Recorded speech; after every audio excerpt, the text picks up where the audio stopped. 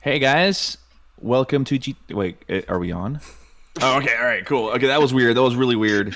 Um, we thought we had lost doing that, but not. No. It came back this week. Hey guys, welcome to GTS. It is Friday, October 30th. That means that tomorrow's Halloween. So I hope you guys are having a very spooky Friday. With that said, I am Master Grade Jess, obviously better known as Jess. And I'm really glad to have you guys here tonight. I say it all the time, and I'll keep saying it forever. It's just something I say. It's a very special episode this time around. We have a very special guest, but we'll get to in a little bit. But yeah, I'm really glad you guys are here. Pushing it down to my friend and my boy. Hey, it's Derek. How's it going, everyone? I hope everyone's having a great time. And by all means, it's Halloween, hey? So I can't be more excited, eh? Treats, beer. Yes, beer. But yes, talk about that. Let's get on with the show. I'm super happy, and I got lots of fun questions too with the guests. So let's keep it going. And who do I have with me as my partner? Hey, it's Sean, DG Gunpla. I'm back. They brought me out of hiding again. We never took you away. I'm excited to be on the show because, sometimes Keven disappears and it's kind of nice to be, let out for a change. Oh, man. So, and bringing it to our guest, our special guest today, and to introduce yourself, Kevin. What's going on, fellas? My name is Keven, aka Mrnvl.art. You may know me as the guy who built that red Barbados that you've seen everywhere, and absolutely nothing else. I've been competing and judging in IPMS for close to 15 years, judging for about 7. And yeah, that's my area of expertise. If you want to know anything about competition and plastic modeling, I'm your guy. Ooh, there you go. Nice. I like that. It's like it feels rehearsed. Was it rehearsed? Do you have written notes there? It was not rehearsed. Okay. Literally put zero effort into anything that isn't art. Well, including my appearance, as you can tell. If that gives you any indication of how tonight's going to go, it's going to be a great one. So, real quick, before we keep going on with Kevin's beautiful segment, we just want to tell you guys to join our Discord. Yes, go to our IG, go to our website or anything, and you guys will find links to the Discord right there. You guys will be able to talk to us, talk to everybody who's on there. We just have a great, beautiful family, which we call #GTS fam. And if you guys ever want us to see things that you're building, anything, you don't really have to tag us all the time. You can just use the #GTS fam hashtag, and we can just click on the hashtag and we can start building our little family even more there. So use it whenever. Real quick, we have some news to get through before, like I said, going through to some other stuff. We have the shows for November. Yes. So on November 6th. Oh, by the way, credits to Alina for making this beautiful graphic, right? She did a great, amazing job on this. But yeah, so we have, actually, Sean, would you care to tell us who we have for November? Sure. So for November 6th, we're doing our video game special with Otaku Builder.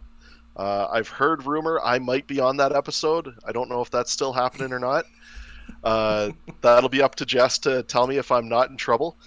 Yeah, it depends on how he behaves tonight. Yeah. On the 13th, we have TR13 design. So we'll have that episode there. November 20th, we'll have Joshua Dara on the show. If you're not familiar with him, he works a lot with Zaku Aurelius on Gunpla Talk. And then on November 27th, we have Kugdai. Am I saying that right? Yes. And Frosted Snow. So yes. Frosted Snow's coming back. Yes. She's coming back, and I know there were some people saying that there's a little language barrier, but it won't be a problem because Frosted Snow has so kindly accepted to translate for him if anything were to be super complicated when it comes to the language barrier. So that's coming, and just keep it in mind that season 3 starts in February 5th. All right, so after November 27th, we are taking our break from the live show, but we will still be posting regularly on our channel our review videos and our GTS adventure videos. And what are GTS adventures, Derek? Do I really have to say it? It's just us and the shenanigans of what we get to on certain days of the week, and it's so abrupt. It is so abrupt at times. I just walk around with my phone. Yes, so we have some very awesome special episodes being made at the moment, and some that are going to be made in the future to be posted up. So keep that in mind. Always on Mondays and Wednesdays, we'll be uploading content along with Fridays for the time being our live show. January will be full of surprises, so just stick around for that. I know it's miles away, but there are a lot of surprises to come. But anyway, with that said, I want to wish a very belated happy birthday to Old School Skill with this beautiful picture of him drinking from a GTS mug. Yes, that is the official GTS mug. Looks like he photoshopped the GTS logo at the bottom. It's not like that. We literally made it like that. We sent it out to him. And I'm kidding. Comments. Happy birthday, man. Happy birthday. We're so glad that you shared this picture with us and in your backlog, flexing, We get it. All right. You have a lot of kits, dude. But I'm pretty sure you're going to turn them and spass them up into beautiful creations of art, and I'm pretty sure our boy Keven here is going to help you with all the advice he has for today. So happy birthday, man. Glad you're an OG. Glad to have you in the GTS fam. And maybe in the future we will do more birthday things like this, maybe, depending if you guys want to share pictures of you. Anyway, with that said, we're going to go on to the main show. Our boy Keven. Yeah. What's up, Keven? It's about time. Thought you were going to talk forever. I'm muting myself right now. No, so first off, in a little bit here, we're going to do a live giveaway, and I'm going to be giving away 5 sticker packs and posters. So if you don't know, I sell stickers of my builds, the Red Boy specifically. And then I've got posters of this beautiful gentleman right here, the Barbados that I did. So yeah, look out for that. That's coming soon. Ooh. Okay. So, Derek, yeah, sure, go ahead. Make sure, guys, this is going to happen at pretty much almost close to the end of the show there. Just make sure you keep watching on YouTube and comment on there, all right, in order to qualify. All right. Yeah, you have to be active on the chat, or else you might not win. Okay. Leave me some funny questions. Make me laugh. Ooh. Okay. Leave them some funny questions. You guys have been. AMA, guys. Ask me anything. Anything. Anyway. So we have your tag here, Keven. Can you please explain this to us? What does this mean? What is?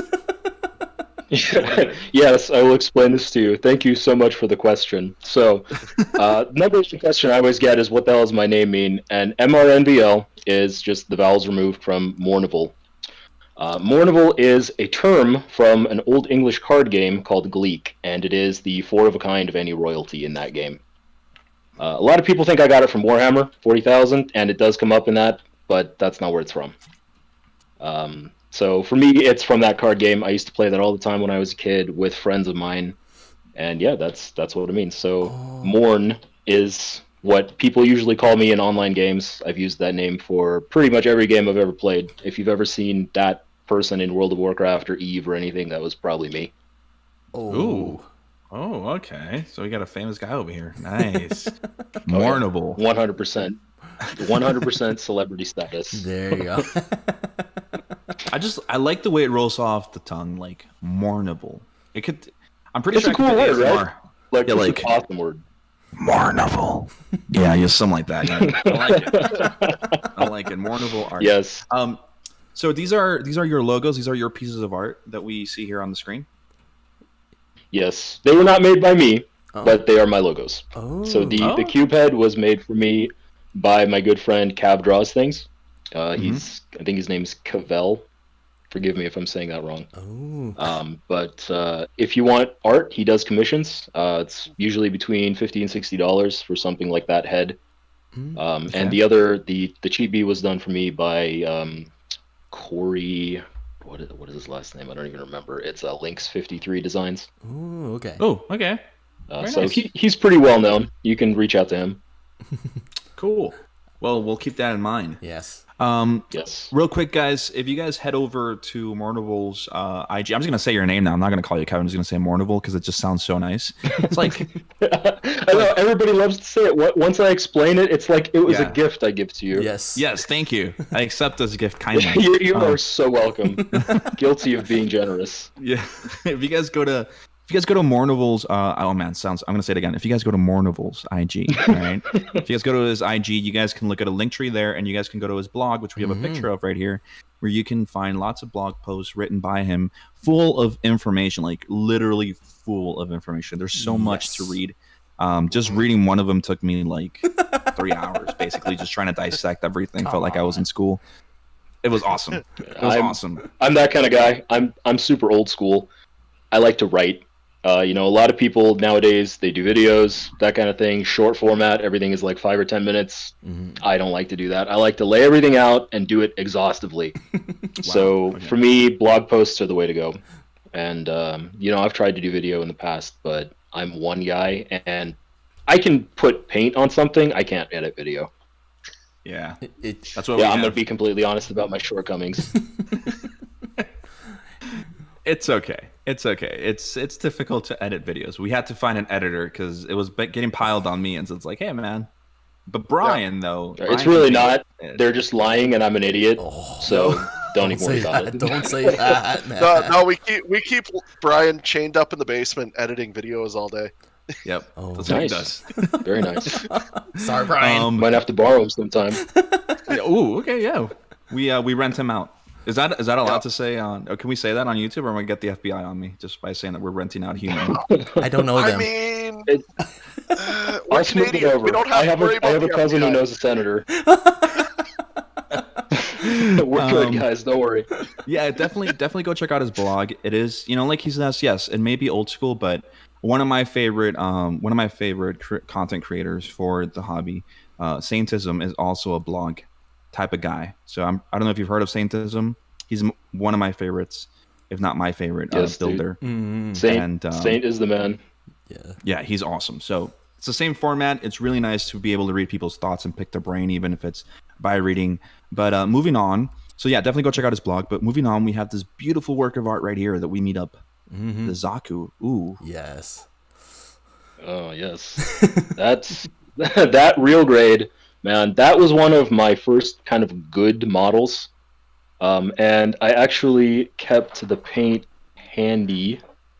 I did it all with acrylics, believe it or not. Smooth paint with acrylics.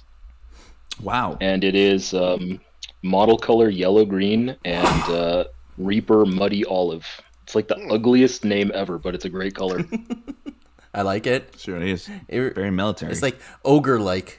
It's like orc. Yeah, exactly. It's like Shrek's ballsack colors. Oh, yeah. But yeah, as well. How do you know what that looks like? I've been around, my friend. I'm 29. You dive deep enough into Pornhub, you can find anything. Oh. There you go. You don't even have to go that far, man. Just image boards. That's it. Oh god. Oh, this is why we need a live editor so you could just be ready for that beat. We need to just do a 180 right here. Go the other way. No, but so as I was saying, I did the whole thing with acrylics, as all model color and Reaper paint, and I think people are always kind of surprised by that because people think acrylics suck, and that's not the case. I think another common misconception about acrylic is that it's like the easy beginner paint, and that's not the case either. Oh, it is. It's just it's just a medium. And the thing about acrylic is there are a lot of things that you can add to it to change how it works. You have flow improver, you have actual acrylic medium, which is just clear paint, and if you add clear medium to the paint, you can make glaze. You can make wash if you add, airbrush thinner, that kind of thing. It's very versatile, and it's also non-toxic. So I'm switching over to acrylic again because I don't have the greatest lung health. I've been spraying lacquer for a decade, and I have the occasional cigarette. So I want to live to be 50. You know what I'm saying? Oh, okay. yes. 50. Yeah. 50? Wait. 50. Somebody asked me this question once. Would you rather live a boring life to 150, or would you rather live an awesome life to 50? And based on my personality, I'm sure you can guess what I chose. Okay. Yeah. I've been through some stuff, man. If I drop dead tomorrow, I'm cool. I'm chill. Nice. That's the best way to live. Yeah, man. No regrets. That's right. YOLO, nice. Oh, man. Question: Is this one of the first kits that you painted, or is this more and down the line? Because I can see a little bit of military influence on this. That was my first competitive work built specifically for an IPMS show. Oh, okay. Oh, okay, Yeah. okay. So I know my judges, and my judges like military. Sometimes with IPMS, you get guys who like cars, and with car guys, you just want to do smooth paint. That's all they care about. But the military guys, obviously, weathering, things like volume is really important to them. Like you want the pieces to look heavy. This is a lot of people who don't do any kind of shading, like super just clean builders. They don't have a lot of volumetrics to their builds. Doing just simple panel lining isn't enough to really sell the idea to me that this is something heavy that I'm looking at. And that's something with IPMS, they really care about that if they're tank guys. So what do you mean by volumetric? Like, what do you mean? What can somebody do to make something appear heavy? Well, you add more colors to it. That's the simplest way to describe it. You may be familiar with panel highlighting. That's one very easy way to fake making something look heavier. Yeah. But basically, when light hits an object, it diffuses over the surface, right? Yeah. And the heavier that object is, the more light it tends to soak up. So if you make something more pastel, it looks heavier to the eye, especially in scale. I did not know that. Dang. That's Let me see if I don't think I actually have a build that's super heavily shaded. yeah. Maybe this guy will work. I can use him to illustrate. What? So this is a Warhammer bigature that I 3D printed, and you can see just based on where I placed, I left a lot of shadow area on it. Yeah. And ignore the cape, that's not painted. But yeah, you can see that it looks very heavy, right? Yeah. Like it has a real weight to it. And that's because there are a lot of colors. You know, you may think this is white, but really this is like 5 or 6 different shades of white that are on here. Different dilutions. And I've also started glazing oil paint over it, so there's a lot of, like, for example, over here, maybe you can see there's gray along the base of the foot. Yeah. And that's what I'm talking about when I say volume. You can make a thing look like it has more volume if you add more colors to it in general. Oh man. Okay. I think I'm starting to understand. I think it's a shadow play also, right? Yeah. With exactly. Yeah, Derek. I was going to say It's like because I played the simplest. yeah. Sorry, go Sorry, go ahead. no, go ahead. The simplest way to think of it is like adding drop shadow in an image editor program. Like you have flat text and then you add a drop shadow and it immediately looks 3-dimensional, right? Ooh. Can we actually just go back to slide number 1 real quick, Yes, Derek? no problem. Because I literally added a drop shadow to our logo. I don't know if anybody noticed my hard work of pressing a button. All right. You guys can see the drop. So this is what you mean, right? Yeah. Absolutely. Yes. Nice. Okay. All right. So that's actually very nice to know. Maybe we can, people can start implementing a little bit more volume, which definitely works. There are things that you look at and you're like, wow, this is much heavier than it is.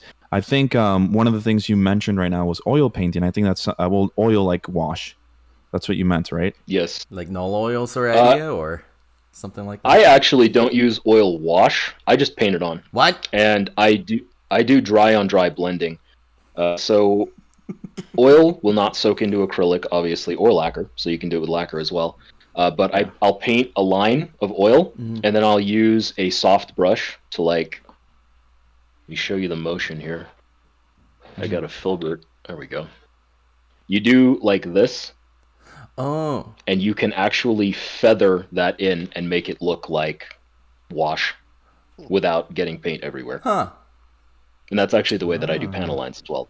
What? If I ever do panel lining, which I rarely ever do panel lining, it always kind of makes me laugh when a beginner's like, "How do I panel line?" I'm like, I haven't panel lined anything in years, my bro. It's just like, because I think this goes a little bit in hand to hand with what you like to do, Sean. Yeah, because I just bury the part in oil paints and then I wipe it off to do a gunk wash. I did that with my E-Freet and it turned out really good. Yeah, that's definitely you can literally dip it in oil paint and then just like sponge it off and you're good to go. The reason I don't do that anymore is because if that stuff gets anywhere near polycap material, it will eat it. Like it will literally disintegrate. Huh. Ooh. Ooh. Good to know. Yep. Yeah. No, Yeah. Sean's Same like, thing. ooh. Don't get the thinner odorless mineral spirits. Don't get it near anything that you've seam welded because it will eat through the cement. It will eat through polycaps, and it will also stain clear parts, and you'll never be able to get the stain out. That is really true. Oops. Yeah. Yeah, so it's I think I just called out some sins. Yep. I'm a Warhammer 40k player. Guilty. Yep, I'm guilty because Yeah. I did it to my poor Stormwolf. I painted the glass over with the gunk. My dude, I have done that to 24 models. Like it still happens to me. I will forget, like, oh, I did a seam weld here, and then I'll get paint on it, and it'll just crack apart. Oh, I see. Okay. Yeah, that makes sense. Okay. Well, that's very nice. So now that we know that, we can go on to the little blue Zaku. Right? There's a Zaku also? No. That's a Zuda. Zuda. Yes. Oh, Zuda. Yes. I'm terrible at this. It's like it would have been the grunt suit if it had beaten the Zaku. Yes. Mm-hmm. If it didn't overheat and But explode. yeah, it overheats and like goes shooting off and explodes. Yeah, it's pretty tragic actually. But yeah, the Zuda is like one of my favorite Xeon suits, and that one I did in like a camo scheme. Mm-hmm. And I did that specifically. I did it in like a low contrast camo. So there's actually 4 different colors, but it only looks like 2. Oh, okay. Mm-hmm. And that's another thing that goes into it's a trick of it tricks the eye into thinking that there's more there than there actually is. Oh man. Yeah. I see. Okay. Actually, going to the next slide, I what- noticed that because if you look at the head and versus the body, you'll get the different colors of shading blue. So that's why I was like looking at it. I said, "Holy shoot, yeah." Yep, exactly. I threw an LED in that one too in the eye, but I don't think it shows through in any of the pictures because I took those dramatic low-key photos. So Yeah, they look very. And with that, sorry, go ahead. No. You go ahead, man. Don't worry about it. I was With gonna say it looked a little that dark. build. Oh yeah, no, that's definitely. I posted it on the Facebook group, like the elitist Gundamer group or whatever, and everybody was like, "It's dark, it's dark, it's dark." I'm like, "It's the oh my god, dude, it's not the point. no. It's supposed to be dramatic. I'm trying to show you the picture, not the details." Yeah. But Yeah. with those 2 models, I started doing the bases. You can see they're both on like a base, and the Zudo's one was, I think it was like a coaster, and the other one was just some scrap wood. But that's nice. kind of one of the other things that I'm known for is I made those bases, and I started doing that like 3-4 years ago, and I turned some other people onto it recently. Very nice. Yeah, bases always help instead of just standing there free. I mean, obviously, it's just a base, right? They're not glued onto there, or you can still lift them up and do whatever, right? Yeah. It's just a piece of wood. They're just standing on there. What exactly did you do to this guy? Did you use the same, along the same lines, the same technique that you used for your previous Aku that we just saw? No, for that one I actually used Tamiya paint, and I was doing an experiment kind of with that with alcohol. You can thin Tamiya paint with lacquer thinner, or you can thin it with their thinner, which is a mix of lacquer thinner and alcohol, or you can just use rubbing alcohol. And with that one I tried alcohol just to see how it would work. But other than that, yeah, just nothing really different. Yeah. Very nice. And this is a really beautiful piece. I really like the I just really like the shades of blue that you used. They really complement each other. They look very nice. Well, thank you. I know nice is it's such a generic word. They just so well together. I guess they just gel together. I guess He's lost of words. Let me give you the word that I think you're looking for. It's harmonious. yes, it's harmonious. There you There it go. is. Yeah, because they work together. And there's a reason for that, my friend. It's because they all contain the same color. They all contain the same base blue. Okay, so just different mixes. All of the lighter blues, Mhm. all of the lighter blues just have more or less white or gray mixed in, but they are all the same base color. So this is something that we're starting to see. So for the viewers out there, this is something we're starting to see a lot more, and we're especially when you get into painting, is people using different shades of the same color, which I feel is something that you're obviously showing here. Is the fact that when you have one primary color and you can make different shades of it, obviously you can add colors that complement it that aren't necessarily born out of that color. But I think it's mainly 3 shades that people go for, 3 different shades. I think that's the least that you would go for like an actual showpiece. Like, whoa, or at least that's what I see. Are you talking like a clean builder, like they do a mid, a shadow, and a highlight? Yes, exactly like that. So that's what it would normally be, right? Just 3 shades. Yeah, definitely. And the interesting thing about using color that way is if you add a complement to that color, you can make it darker and desaturate it a little bit without necessarily making it muddy. I don't know if you've ever, maybe in your own work, you've tried mixing 2 or 3 colors together and then you just end up with like gray-brown. Yeah, it just looks kind of ugly because it's just a mix of color, and that's all it really is. Yeah, right. And that happens because subtractive color mixing, if you mix all the colors together, you get black. Yes, of course, right? Just what black is literally just all colors combined, right? Right. You're going to get like a darker and darker and darker value of that grayish brown until you eventually get to something that's black. But if you make black that way, it's chromatic black. It's not like that. It's not like this, like just dead black. You can unbalance it. And if you're shading, you can actually use that. And I think it looks a lot better. Like if you're painting a green mobile suit and you need a really dark green, just add a bunch of red to that mix for your shade color instead of using a black. Oh. Is there a reason why this works better? It works better because there's more color in there. It's not just dead black, absence of color. Yeah. And the eye sees that as being a lot more interesting because you're seeing more colors at a time. Okay, yeah, that makes a lot of sense actually. Yeah, you bring more color to bring more life into it. Derek, you were thinking about something. I saw you over there. Your mind was raising. My mind is raising because I used to build 40K figurines all the time, and so now just thinking about my technique, because I haven't done painting for Warhammer for ages now. I've been building so much on models. I feel like I should go back to that, doing that again, where instead of me just going pure black on so many underpieces, I can actually use a different shading. So that's actually a really, really good idea and technique to try still. It's interesting that you say that, because for me, I'm approaching it the other way around. I built Gundam models for years trying to actually get good at like the mechanics of art. And now I find myself a lot more pulled towards miniatures, because in Gundam there's not a lot of level differences on the piece itself. So like you can't do a lot of detail on a piece unless you do a ton of scribing. And then on a build where there's a ton of scribing, you don't really want to paint it in that like miniature painting kind of style, because it detracts from all the work you did. Exactly.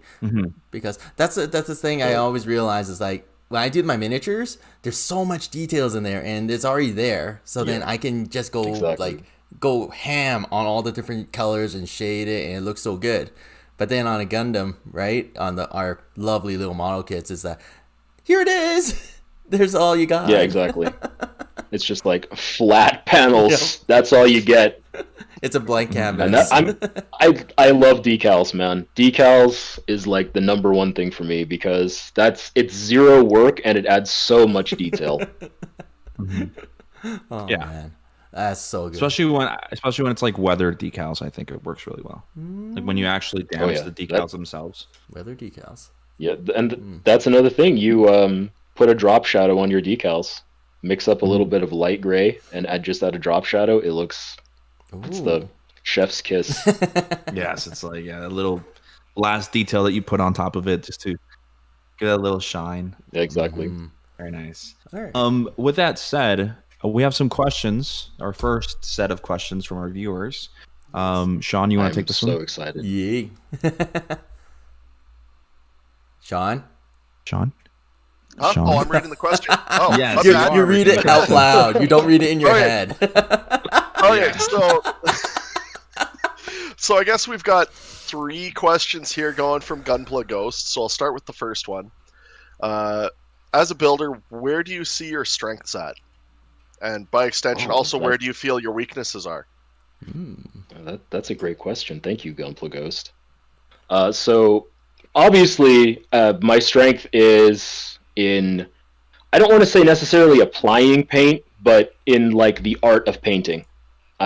What I'm best at is definitely choosing colors, choosing color schemes, and then like one step below that is executing it.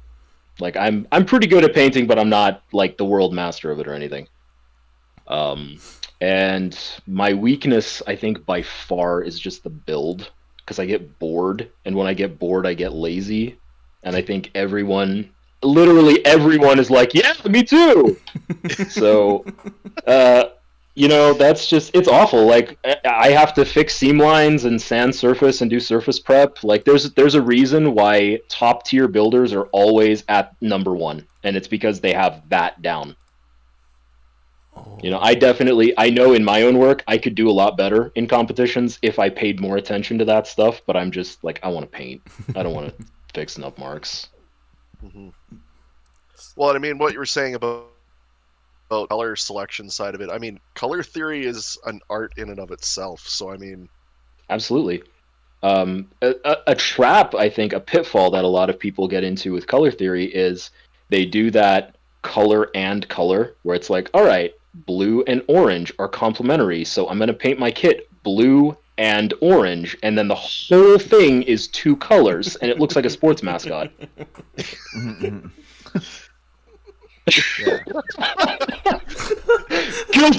Guilty. Yep.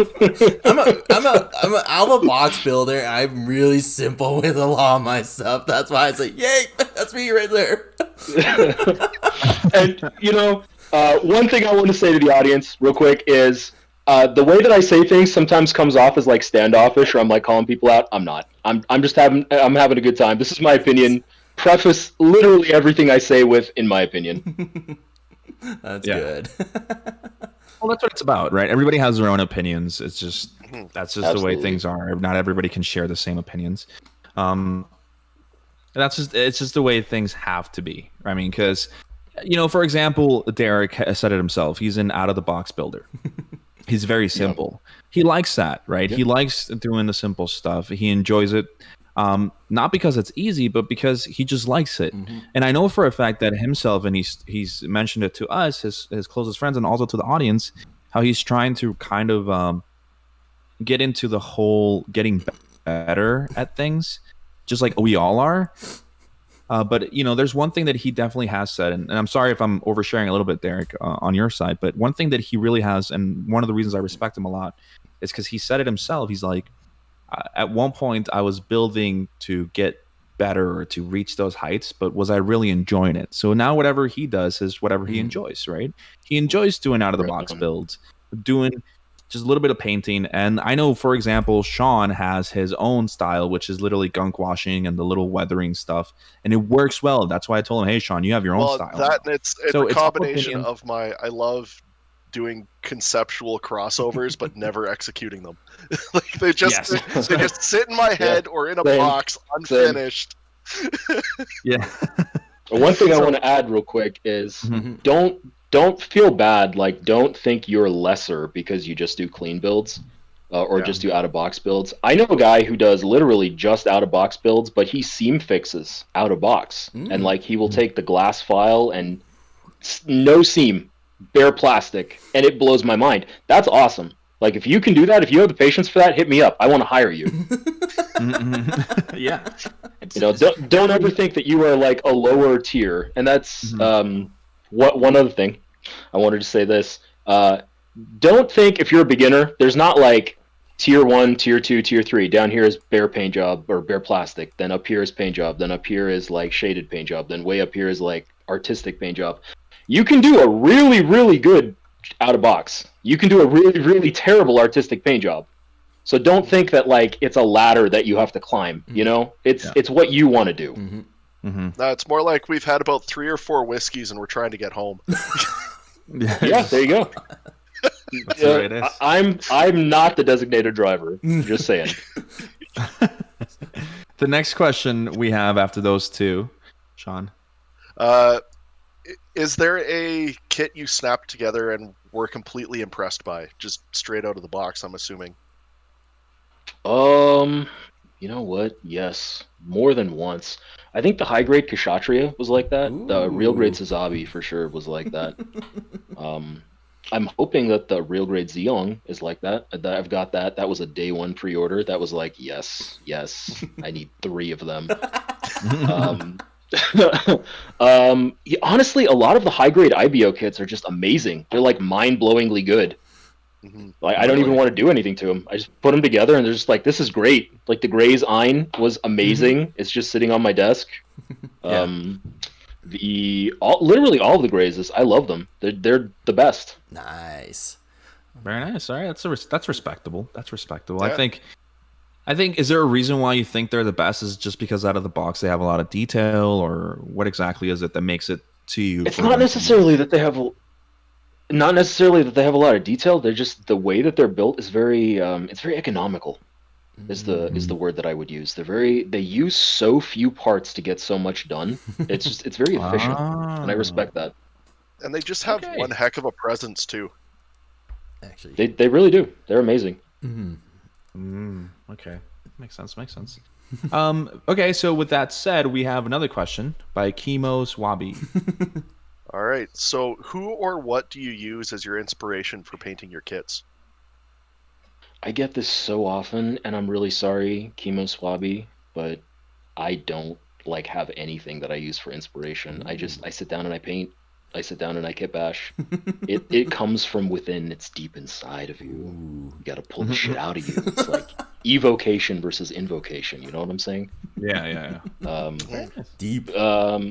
But I get asked that a lot, and I feel like this is another one of those kind of beginner questions where it's like I want somebody to take my hand and guide me, when really what you have to do is you have to sit down and make it happen. You know, that's all it is. Yeah. Just do it. Get out there and do it. Do it. Go hard in the paint and try things and screw things up and throw away $10,000 worth of models that you ruined over the course of your career. Well, and sometimes you stumble across a color combination just out of nowhere. I mean, with my Efreet, I was just browsing through Instagram and I saw someone do a cosplay of something and it was in teal, black, and silver. I'm like, that's my colors. Yeah, no, that definitely can happen too. I think what I'm trying to say is just I don't seek that out. Like, obviously, sometimes I'll be walking down the street and I'll be like, I'll see like some bark on a tree and I'll be like, that transition of color, I'm using that. But I don't like, if I were to say anything, it would be like maybe Gothic architecture. Ooh, okay. Like things that are just extremely detailed. Things like that are what I would seek out if I was, you know, like if I had a sticking point that I had to like push through, that I would look for something that's like the highest possible level of craftsmanship. And that's just because it makes my soul happy. Like I look at that and it literally uplifts me to see things like that. Okay. Yeah, that's respectable. I think, like, you know, it's like you said, I think it's also a beginner thing. I mean, even you know, I've never been shy of saying that I do have inspiration from people that I look up to, right? But everybody gathers their inspiration from somewhere. And at least, you know, like you said, you're just very much into the whole color aspect of things. So even like looking at the transition and things, that you can get inspired by nature itself. So very nice questions, guys. Thank you so much for those questions. Thank you, Sean, for the narration. You have a beautiful voice. I want to say one more thing about the inspiration thing. This is another thing that I want to warn people about. If you're a beginner, it's really not the best idea to like look at one person and go, I want to build like that. Because then you're going to be waiting for that guy to put builds out, and then you're just going to be biting his builds. You know what I mean? So and again, obviously grain of salt, but if you're a beginner, get some varied inspiration. You know, don't just try to build what another guy is building because you think he's better than you. Oh man, it just falls into so many areas of life, right? So with anything, any hobby, anything you do, just obviously at the end of the day, you have to find your identity. I promise sage life advice. Yeah, that is true. Speaking of sage advice, let's talk about the advice on this beautiful Barbatos. Oh yes. Oh yes. the golden demon, as it were. Yes. What's up with this this so- Well, yeah, the reddish pinkish one. Are we talking about the Sinanju Barbados Kit Bash first? Yes. I was like, look I at it. got lost on my slides. Sorry, guys. Yeah, no, we're on slide 14. Okay, we got you. There we go. Yeah, it's like he Okay. said golden. I'm Yes. like, wait a second. Wait a second. We're not that far yet, are we? Nope. I got ahead of things. Oh, All right. So the red, the Sinanju Barbados, this was the child of my hatred for the Barbados. This was 3 years ago, 2017. There was a competition called Lupus for Lupus. It was hosted by Shoki Reviews, who's still a friend of mine. We talk all the time. So shout out if you're here, dude. But my friend challenged me. He was like, "You hate the Barbados. Make yourself love it." And I was like, "Okay."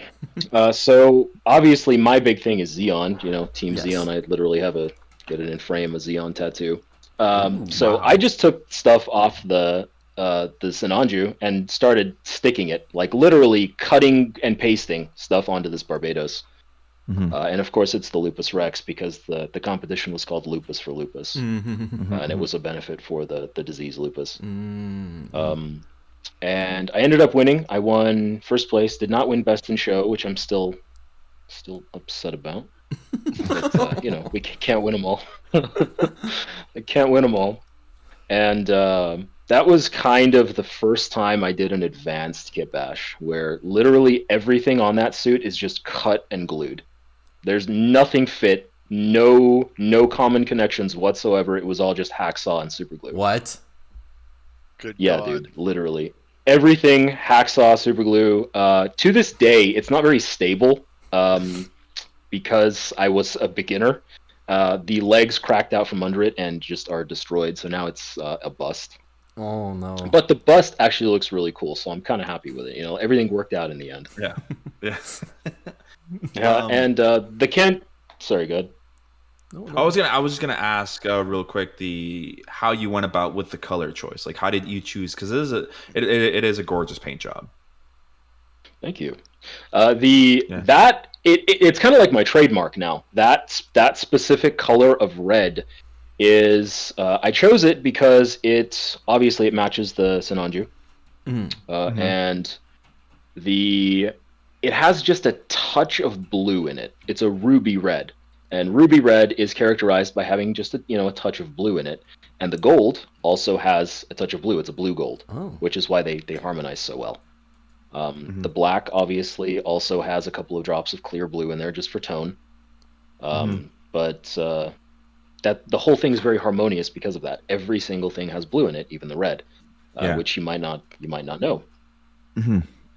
And I kind of stumbled upon my quote, my color recipe for that specific red it's a metallic red base coat.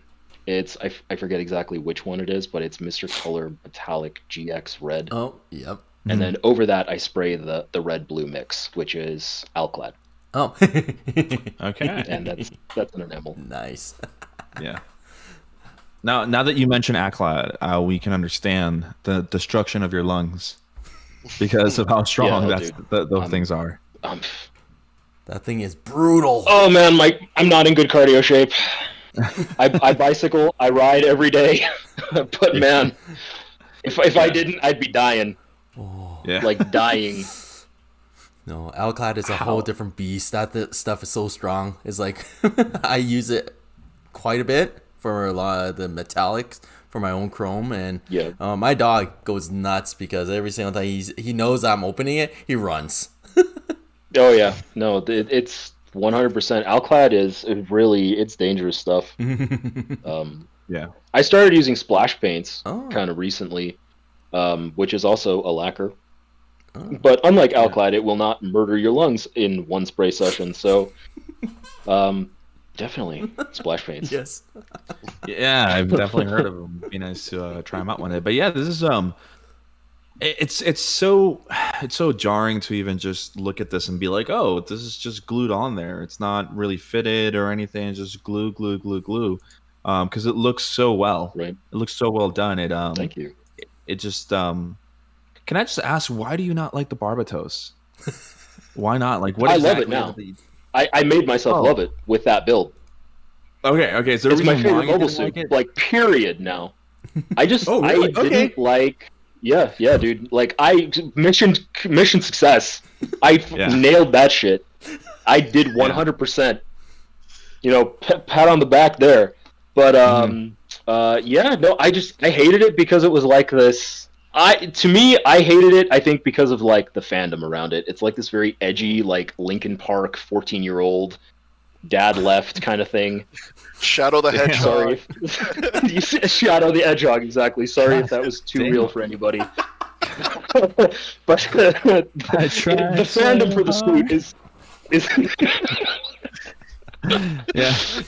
the fandom for the suit, man, it's just awful. But I love the core of it. That like little tiny spindly waist, and then the big feet. That's Mamoru Nagano did the designs for that, I believe his name is. And I love that about his designs. So I just thought, okay, I got to change his face. So I gave it a mono eye. And I gave it, I brought the chest out a little bit so it wasn't so angular. But in a way, kind of kept that angularity. So the Sinanju pieces also it really works well together. It's kind of like an unintentional savant thing. For my first time out, it was just like the two perfect kits to bring together. Yeah, because the reason I asked, right, is because everybody on the show and our viewers also know. I think even Han said it. I think Jess was losing his mind when he heard Keven hated the Barbatos. I love the Barbatos. It's my favorite suit. I do listen to Linkin Park, but I don't know. See, I got you. If I have any teenage. I got you dead to rights, my bro. No, but in all seriousness, I think I'm pretty sure I saw on your Instagram that you have built the Master Grade Barbatos. Yeah, I've done 3 of them now. And that's one of the best Master Grades to ever exist. I will say it hands down. Absolutely. Period. All those the pistons, like when you pull forward and all those things move, it's like I love it. Even the spindly waist, the part that you talked about, it looks so much better in Master Grade form. It's like Bandai just come out with the perfect grade right now. I just need it. It's my money and I need it now. You know, it's like I think now might actually be a good time to bring this up. Is a friend and I, my friend Nick, we are making a resin conversion kit for that. I don't know if I brought that up at any time. Oh man, you did not. What? This is the first time I'm hearing this. Blew some minds. I forgot to mention this completely. We are making a resin conversion kit for that, and it's kind of we're bringing UC into it more. Oh, it's got some of those proportions. There's a couple posts on my Instagram. He's handling all of the casting and the 3D modeling, so I'm not getting too many pictures. That's why I didn't share any with you guys. But he's almost, I think he said he's like 70% through the casting process. Oh, geez. Yeah. So by mid-November, I should have a kit in hand to post on social. And we're going to start taking pre-orders as soon as I can get a painted sample made. Oh, nice, man. Oh, I'm looking forward to that. Looking forward to that a lot. Yes. Just people in the chat, if you guys, I just want to know, do you guys like the Barbatos design? Are you guys edgy, teens? Like I am at the age of 25. You better say I don't yes. I mean, I do own Shadow the Hedgehog for the GameCube, so. Oh, you definitely have a black and red Barbados somewhere. Can we just kick him out of the call right now? I swear it's because it has no trade-in value. Okay. On that subject, though, I do have. I wanted to debut these today. These are the Floros assault knives in 1:100 scale, 3D printed. I'm going to start selling these on my store after the show today. Ooh. So if you want a pair of these, they'll be $10 plus shipping. Nice. Just putting that out there. We're trying to raise some money for the Barbados because I'm like $600 into it now. It's very expensive to cast resin, like in mass quantities. Yeah, it's pretty tough. It's pretty tough. But I'm glad there are people out there like you who have passion for things like that, right? Like in general, just anything that's gonna push. You know, I love Bandai for as much as I give him crap for the unicorn, because that's the joke. I don't despise the unicorn. Okay, I just hate how like you know how like you have the fanboy, like you said, how like the fanboying and like the fans of the Barbatos was the reason why you didn't like it. To me, it feels like Bandai super fanboying over the unicorn. So it's like, oh my god. Yeah, like their own product. They're like, oh man, I just need more. I need more unicorns. Super best OC ever. Do not steal. Yeah. So it's just really awesome to see somebody as yourself bringing, you know, like, hey, we're gonna cast a wrestling. Like that's crazy, dude. That's really awesome, and we can't wait to see that whenever that comes out. Can't wait to see what you can do with that. But you said that that wrestling kit is going to be worth $10. You literally just said it right. It's $10. The knives are going to be $10. The kit is going to be no, man. I'm kidding. Yeah. Okay. I know you're kidding, but the people watching may not. Yeah. We have some stock color Barbados fans out there, so it's okay. Okay, so then with the next project, this is obviously the RX-78 too, right? Kit bash with what? Yes. Strike, right? Or is it the duo? Yes, this is another one of my this was either directly before or directly after the Barbados. That is a kit bash of the 3.0 RX-78 and the Strike remaster. Oh. And that was the brainchild of me going, you know what suit sucks? RX-78. You know why that suit sucks? Literally just because of the limbs. Like the boxiness of the torso is great. The head is great. It's just the limbs. I just hate the limbs. So I just swapped them. You know, legit. You just did literally just cut pegs. Yeah, it was a super simple kit bash. Super simple looking. It was difficult to execute. There's a lot of copper rod in there and super glue and orbital sander and all that kind of stuff. But yeah, that was really just actually I liked it so much I did it again. I like grab this guy. I actually did it in real grade as well, and it's the same thing. And this one has the real type colors. Oh, gee, that's awesome. I mean, one of the very few models I have here. The RX-78 2, the Origin, Master Grade, and High Grade are beautiful kits. I know my boy Sean over there has the MG Origin RX-78 2. So I've built the 3.0 and I've built the Origin, and I will hands down say the Origin is the better of the two, because you can actually do stuff with the torso on it. It's not a hand grenade, yeah. I had that problem as well. I found the 3.0, it's a cinder block. Like, you literally, it's there, and you might as well build a house out of it because you can't do anything else. Oh, God. It's the LED slot. It makes it so blocky that it can't move. Well, that and implementing the core doesn't help. Yeah. Yeah, that piece of trivia for you. I did not get the core fighter. When I got that 3.0, it was a used kit. I didn't get the core fighter with it, so the torso is like literally brute forced together, glue and friction. No core fighter. That would explain your blockiness. Yeah. Oh, yeah. It would explain it. But going on, you know what I'm getting vibes by looking at this color scheme? I'm just gonna give a shout out to my boy Nicholas Tejada. He does this color scheme. I don't know if you know of Nicholas. He's a GBWC Canadian champion, and I know the guy. He has this color scheme. This is his, like, obviously not his, but this is his style, right? I don't know if you guys can agree with it. Definitely wasn't. It wasn't intentional. No, I'm pretty sure it wasn't. It just reminds me of it. It doesn't help. It doesn't help that it's an RX-78 too. Right.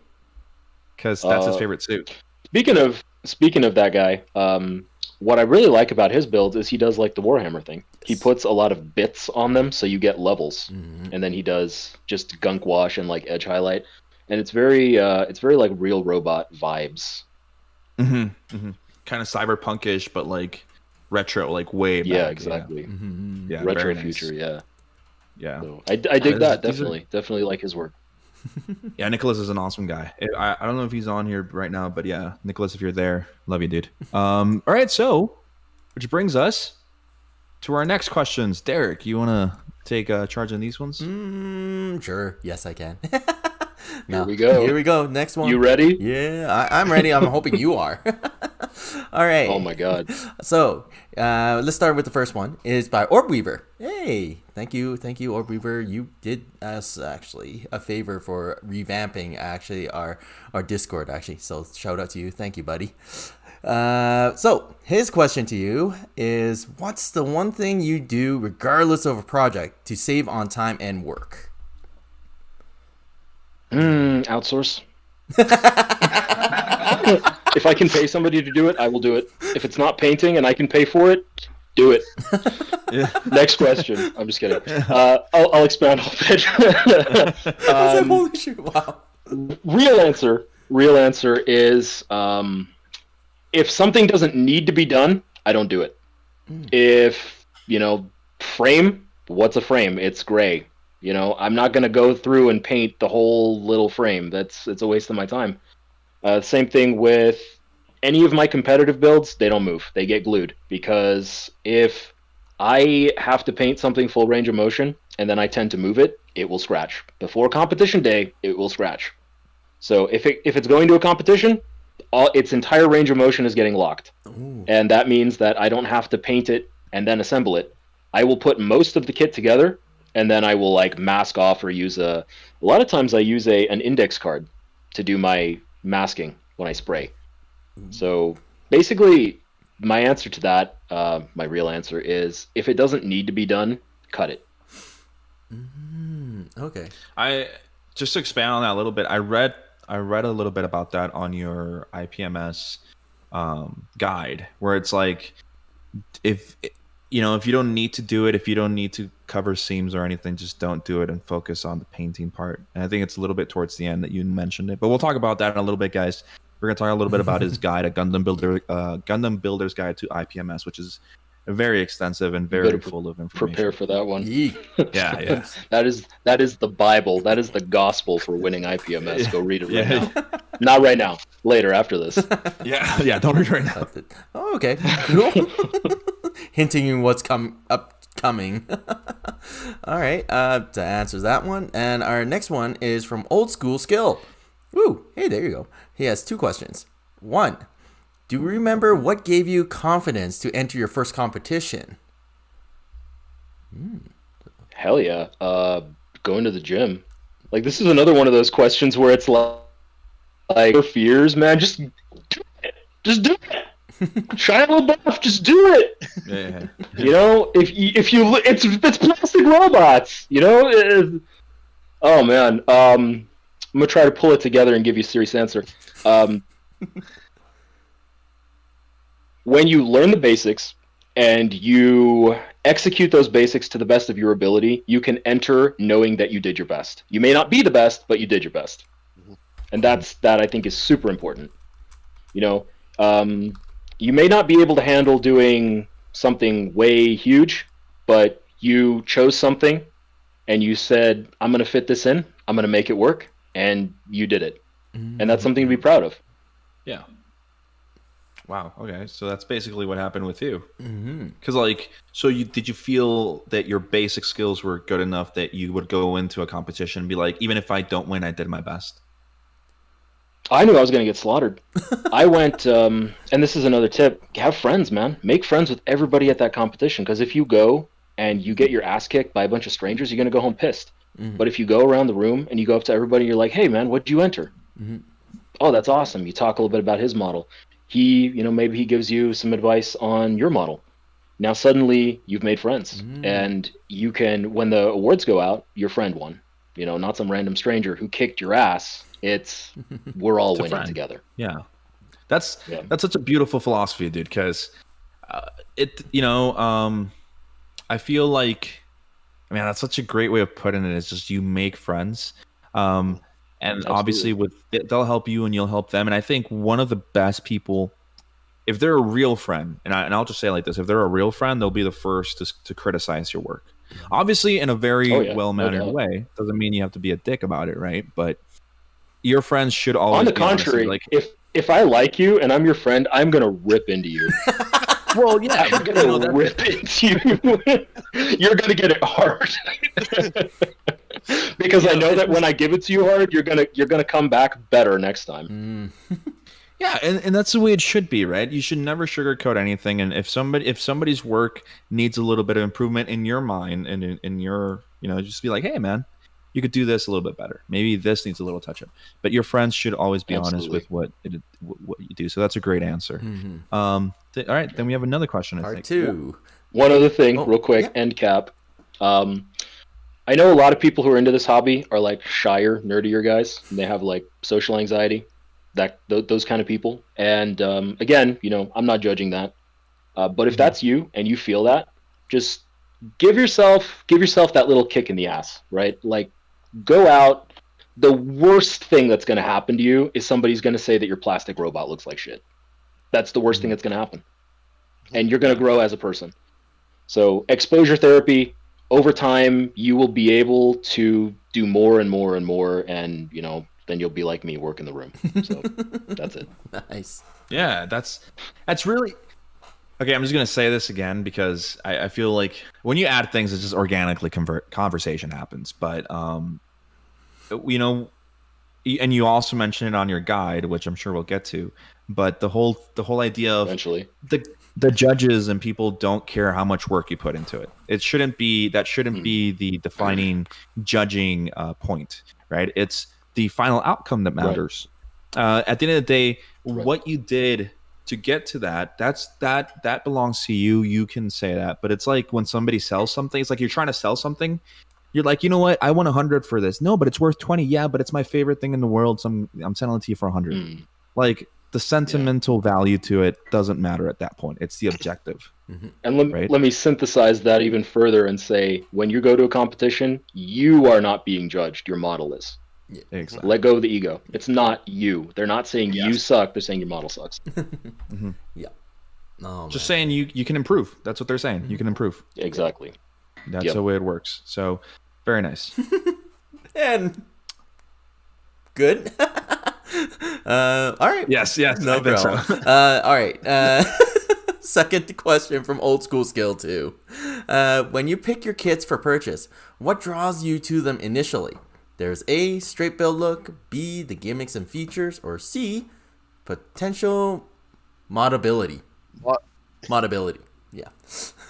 That's a trick. Of those things, I would probably say the potential to do things with them. When I buy something, it's because I like it. There's nothing else is considered. I'm like, that's cool, I'll buy it. That's literally all. And again, I think this is one of those things where it's like people are trying to put reasons for things where there are no reasons. It's emotion, right? Like, I feel like that's cool, so I buy it. It's the caveman brain.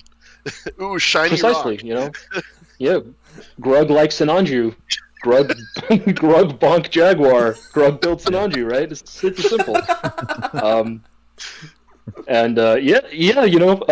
Maybe, like I said, something that I will consider when I'm looking at it is like, what could I make out of this? But a lot of times, I end up getting it to my table and I build it and I'm like, all right, and then it sits in a box for 2 years. Oh. Yeah. That explains my backlog. Until inspiration strikes. You guys want to see backlog? Hold on, let me rotate for you. Oh boy. So here we go. Let me unplug. There's my that's like a store shelf. I think we've got probably $5,000-$6,000 worth of kits there. So yeah, and that's all built. Like, that's all snapped, ready to mod. What? Oh, okay. I pre-built everything. Yeah. That's why a lot of people, they ask me, like, what do you do? Like, you never post on Instagram. It's like, yeah, because I finished my backlog. Yeah, like I do exactly the same thing. Like, anything I buy, I just build it, I snap build it, and I put it up on my shelf. I don't put it back in the box. I don't do that, but I do just build them straight out of the box and I leave them there. And to me, my backlog is my finished kits on my shelf. That's my backlog, because eventually Right. I'll get to modding them or painting them or custom, whatever you want to call it. Absolutely. I'll get to that. So yeah. A lot of times, dude, I'll even take like painted kits, things that I was like, I'll just paint this, and I'll rip it apart and use it in a kit bash. Ooh. Like its life goes on. Mm-hmm. Yeah. Okay, well, very nice. The caveman brain. I like that. I like that. That's right. Ooga booga. So now we get into your Haro balls. Ooh, my horror balls. Yep. No jokes are going there, right? So my big shiny balls. Yes. Oh god. So if you guys, by the way, if you guys at home are wondering why I keep messing with my my screen, it's because I'm on my phone. I don't have a landline internet, so I was getting like 20 KB per second, and we just decided to use the phone. Yeah. So the Haros those were commissioned by Splash Paints. Oh. They asked me to test out their new candy range, and yeah, those are just some of the different colors. There's 7, I think, total. Yeah. Black, green, blue, pink, cyan, red, one other one, orange. Yep. And they're high quality paints. I was not able to use them to a really high standard because I like to apply my paint high pressure. I use a medium thickness of paint, and then I just blast it on there in like like that. Like that's how I painted cars for a long time. So that's how I paint models. But these paints, they're really, really, really, really thin. So what you need to do is you need to sit there and bubble, like you're bubbling in answers. And to me, that's torture. Like, to ask me to paint one piece for 5 minutes, it's torture. I cannot do that. So yeah, the commission didn't really go so great. They were going to use them as product photos, but I don't think that is going to end up happening. The Barbados, actually, that I just posted on my Instagram a couple days ago was from the same range. It's that candy black, and that candy black is gorgeous. I love that color. I'll definitely be using it again in the future. But yeah, Oh man. so that's that's a paint range that's not yet available. Oh, not yet. I see. Not yet. I see To a peasants beautiful like barbatos yourselves. in the back. Oh yeah, the legs of the Barbados. Yeah, the legs of the barbatos In are my- in the background. Oh right, yeah, exactly. That's actually the resin kit. Oh, what? That's that's part of the resin kit. Yeah, we did. So the parts that we did are the legs, the arms, the shoulders, the head, and side skirts. Ah, nice. So you can see a Speaking little of bit of that resin, there actually. if you really want to get into the whole resin market, you want to, oh, look at that. Can you show that closer to the camera, Oh, there you go. please? Oh. Yeah, I'm trying to get it up there. It won't focus, but that's what the shoulder looks like. Alert. Cav Models is in the chat. Cav Models is in the chat. Cav Models is looking at that. He immediately said, he's like, ooh, nice. Looking forward to the conversion kit. If you guys who don't know, and if you haven't watched the episode, sorry. Yeah. I was going to say that if you guys don't know, you guys haven't watched the episode with Cav Models, he's an up and coming, if not already, a resin master. So much that we've joked around saying that he owns a resin shop, and it's he's really interested in that, and it's nice to see. Yeah. So I'm pretty sure he'll definitely be picking one up the moment it comes out. So anyway, yeah, so go on. We're looking, actually, one thing real quick. We're looking for a couple of people to build them, just to give us feedback about how the casting is and everything. And we'll Models is provide your them at guy. cost. So you're getting one, and Chris Pabs, if you're here, he's getting one. Because Ooh. Pabs is my homeboy. Oh. Kev Models, dude. Other than that, if you're like really good with resin and you'd like to try one out at cost, DM me on Instagram and I'll hook you up when they're out. Oh, cool. All right, well, there it is. Kev Models. Hit him up, as the kids would say nowadays. Hit him up. So okay, so on slide 28, we start getting into this other kit. But before we go, we're gonna take a little turn here on our show. We're gonna get a little bit serious here. So I want to use this kit as the example to your IPMS. So let's pretend that you're bringing this kit into an IPMS competition, and let's give us a rundown of your IPMS, a Gundam Builder's Guide. Let's just do it that way. All right, so you want me to like take a look at the pictures and tell you what like is good and bad about it? Exactly. Yeah. If you're, as a judge, what exactly is going on? I know this is your work. So it might be, just try to be as objective as possible because, so for you guys, as we mentioned before, he has a blog. You guys can go check it out on his Instagram. You guys can follow the link tree.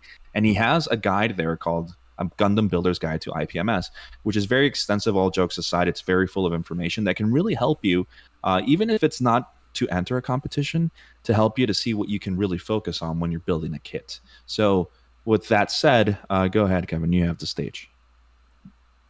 By the way, if you don't know, this acronym we keep throwing around, IPMS, is International Plastic Modelers Society. It is a loose affiliation of plastic modelers who came together in, I want to say, the late 60s in a really concrete form to put together a rubric for judging what's good and what's bad in modeling.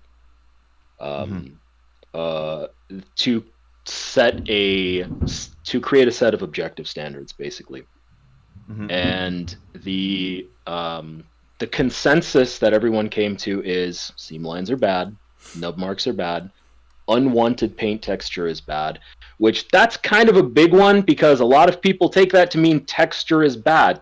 That's not the case. It's unwanted texture. If you don't want it there, it's not good. But there's nothing wrong with texturing, like making cast iron texture, or even if you get a paint texture and it looks fine, you don't have to strip down your model just because, oh, you got texture. That's not the case. Aside from that, there's a lot to digest, and I recommend that you go to the IPMS official website, which is linked in my blog post, to download the comprehensive rules. Because there's a lot to go through. But so looking at this model, what I can say is done really well about it is just the sense of the scale of the weathering. I would put it that way. That's something that I feel that I did really well. The rust is in places that make sense and it's well applied. The paint is chipped in such a way that it doesn't look like it slid down like a gravelly slope. It looked neutral. And what's bad about it is just, the general my seam or my panel scribing isn't the best, just because I'm not the best at it. Aside from that, I can't really pick out any flaws in the model, but then again, like I said, it's I'm biased because I spend 60 hours looking at it, and a lot of times what happens is when you spend that long looking at a model, you become blind to the flaws. Yeah, that is actually really true, because if you stare at your own work for a while, you only pick out like certain points, right? Yeah. Glaze over the rest. You focus on what's good, and you completely can't see the bad. Yeah. And one way to get around that is you take a bunch of close-up pictures. So that'll show you if you have like decal silvering or anything like that. But as far as like general cleanliness, that's always the thing that I ding myself for, is my lines could be 2 degrees straighter. My notches could be 1 millimeter more precise, that kind of stuff. But again, for me, at where I am in my career in modeling, I'm not going to stress about that. Like, I'm not trying to build an IPMS winning model. I'm just doing it for fun. That's the difference right there. I have some questions though, regarding the, what you wrote on here. What I was really interested in was basically the way they have this set up is, and I think this is true for a lot of serious competitions out there, like super serious, like when people actually go there to get slaughtered, as you would say, right? It's this whole idea of and this is from your blog site, and I'm quoting. It says, "This is the first 30 to 45 seconds, and these are make or break items." So these items that I mentioned are these bullet points that he put that he mentions that a lot of judges look at immediately and say, like, do I want to spend time on this kit or do I not want to spend time on this kit? And to put it in other words, is this worth my time as a judge to actually give it? That's where I'm getting at. So my question to you, because I really haven't asked it yet, is this one right here. Is there any dust, lint, fingerprints, or hair in the finish? The reason I asked this, I know for a fact that I think Derek might have mentioned it to me, or maybe Alina, when they went to a competition that they were also looking for little things like that. Yeah. How Yeah, absolutely. strict how strict is it? When it comes to like fingerprints and stuff. Let me reach over here. So every IPMS judge has their dorky little flashlight, and they will get this close to your model, and they will assess your model. If it passes the first 45 seconds, that's what we do. And that's like, if there's anything, you get docked. Yeah. Like anything. If there's lint on top of the model, you get docked. Like not even in the top coat, just lint on the model. A lot of people bring a little brush to brush their model off beforehand. Yeah. Because dude, it's hardcore. Like we're talking no lifer here. If you show up without your flask and potions, you're gone. Yeah. No tolerance. Yeah. So, one other thing I want to say about that is, the first 45 seconds, the first 30 to 45 seconds is basically I can tell already at a glance. I don't even have to look at a model whether it's going to be up for judging. Like I can walk by literally like glance, nope, yep, nope. And that's just I've been doing it for 7 years. But very rarely do you get a kit where it's like you have to look at it for a while to know if it's a contender. Yeah. So, with that said, sorry, Derek, were you going to say something? oh no, I was going to. So what's sort of that highlight that like is it something that has to catch your specific eye, or to a lot of judges, as you were saying, like in the earlier part of the show, you were like saying that like on certain kits, like you have to make it like more towards the judge. Like say if you're really into sports, you have to get really clean, or versus to someone who's into markings, like to grab their attention or whatnot. I'm just wondering. Well, with what I was talking about earlier, I was just talking about bias. Yeah. So judges out there are going to be like, "I'm not biased. I judge by the book," and blah blah blah. And no, you don't. Yeah.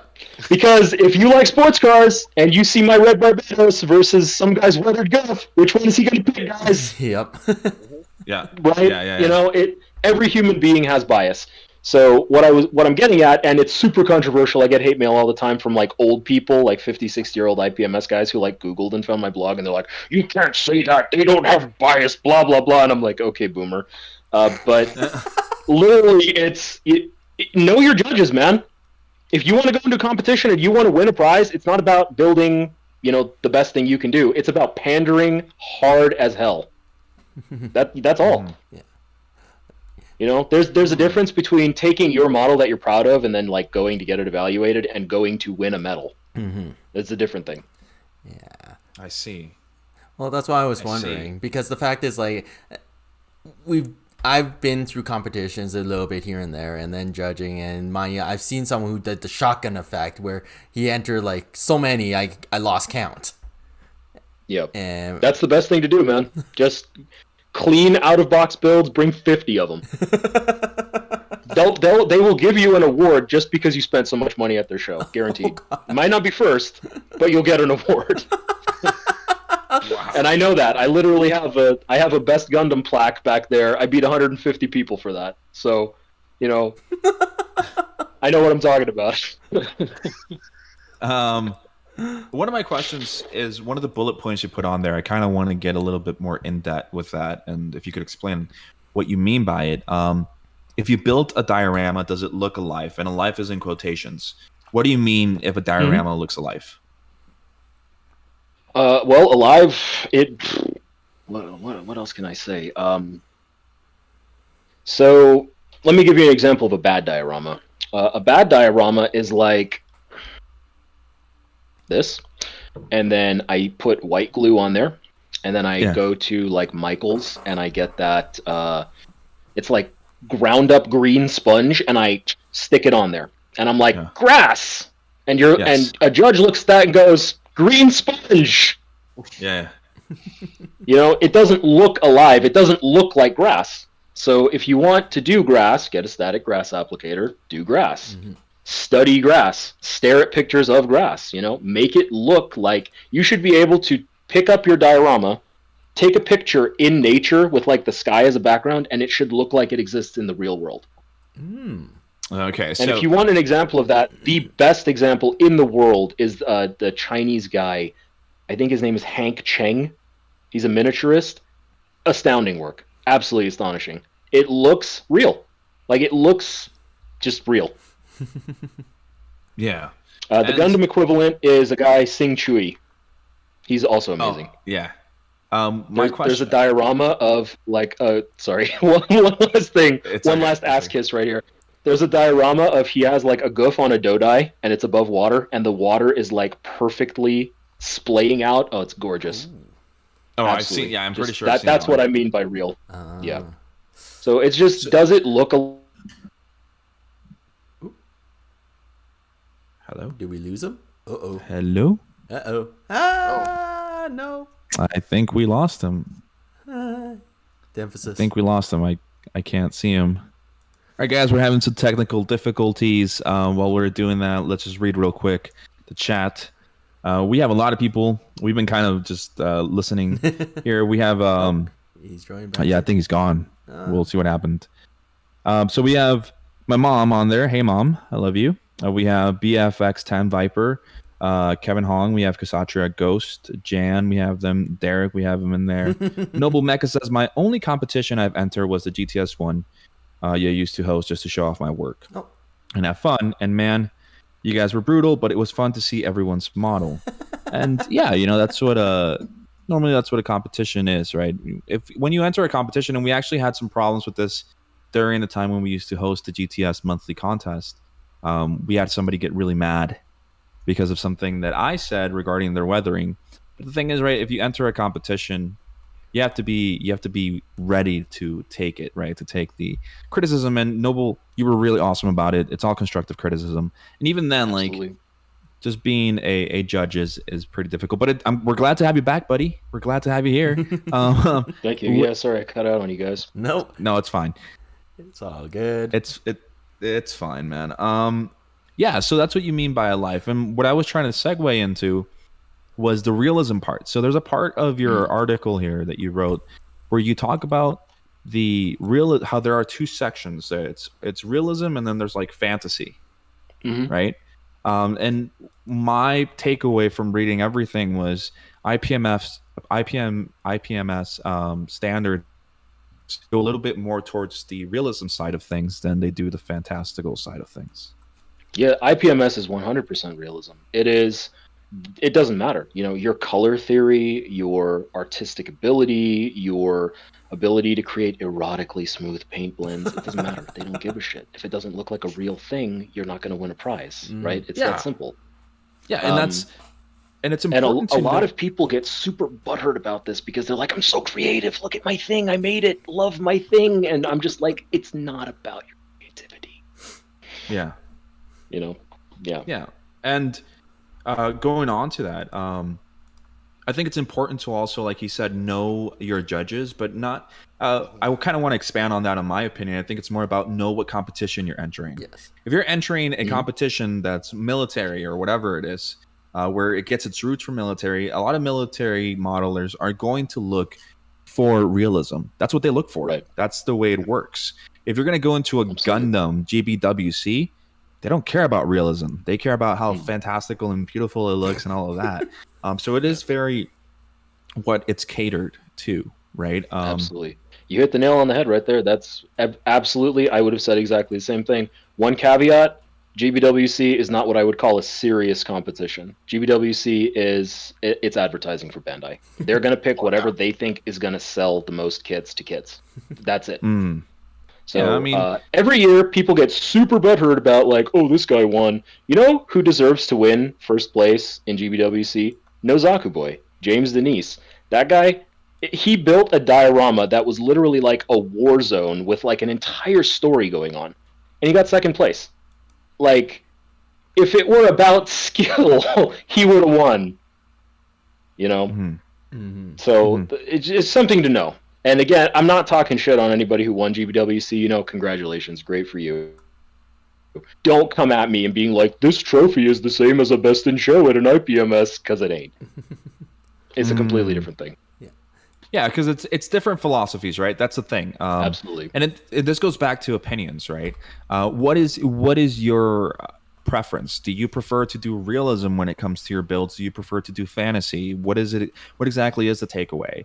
For GBWC, in my own opinion, I respect the competition. I love GBWC. I love seeing what people bring. I highly respect a lot of the people that go there, and a lot of them are my friends. You know, like Ryan Lau, we got Nicholas Tejada, we got Child of Mecca, Tim Harkins. Like, there's a lot of skill involved, but obviously it's the way that it's catered that is very different, right? And that's what I think IPMS really kind of stands different when it comes to that side of modeling, which is the realism. Another thing that I really wanted to ask about is this. You have them in capital letters. It says "Paint your damn photo etch." Paint your damn photo etch. Gundam modelers think that metal parts is an excuse not to paint the parts. Metal parts is an excuse not to fix nub marks. That's it. That's it. Like, you don't want to fix 500 Zaku power pipe nub marks. You still need to paint them. If I see bare metal on your kit, that's a first 45-second thing. That's like, this guy didn't do enough to his kit to warrant me paying attention to it. I see. Because metal, if you have something that's really metal, and then you have something especially that's painted metal, it's a world of difference. They do not look like the same thing. And to me, what it says is lazy. It's like, oh, I don't need to do work. I just bought metal. Yeah. And in tanks or planes or whatever, where photo etch, came from, all of that is painted. It's just extra detail because back in the day, way back, they couldn't get that much detail out of injection molding. No, that's right. Oh man, I have to work on that. It makes sense. I think this is the part of the what's up? What was that, Derek? It's me because I never really thought about it too much about photo etching before, and there's some pieces that are like, I see them, like even for our Band-Aid kits, some of them are, was it hydro dipped or was it coated, and then I got lazy and not really like taking attention to actually covering up those parts and the nubs and here and there, right? Because they're already nicely coated ish, right? But again, it's not a call out. No. I'm not saying you're a garbage modeler if you don't paint your photo etch. I'm saying if you want to compete, you need to paint it. Yeah. Yeah. And that's the thing, like, this really goes back, like, anybody watching, okay, like, obviously we're interviewing him, right? This is how it goes. Everybody has their own points of view. He's a judge. He's been doing it for 7 years. This is his reasoning behind things. This is his reasoning. It's he talks from what he believes, and that's understandable and honorable. Everybody has their own points of view. With metal parts, there are people who like to just do a bare metal, put it on there, and it looks pretty, and it works. It works in my mind. It works for a lot of things, but for the competition of IPMS, it wouldn't. And I'm going to read another excerpt from your blog post that says here: the plated parts in most model kits not really look like chrome or polished metal, and preserving that plated finish means not fixing mold lines in the part. So it says top modelers strip the plated kit parts and use something like Aclad paints to create a more believable chrome finish, even though it is not quite as bright and shiny as the kit plated parts. So it's more like we just keep going back to that main idea of realism. And realism to a lot of people is everything, and to a lot of people it's nothing. And I think that's where there's a divide, and he clearly explains it on his blog post more in depth, and it's definitely worth a read if you really want to get into this whole world of competition. So yes, it is. Yeah. Yes. I know it is because I got feedback from IPMS Nationals judges. Just gonna put that out there. Yeah, and speaking of which, by the way, guys, 2021 Nats are in Vegas, so come visit me. Ooh. Oh, nice. There it is, man. Hey. Well, let's hope that COVID is down and we can actually go to Vegas and go spend a lot of money and stuff. Right, Derek? Derek said he's going to pay for all of us. What? So it's all good.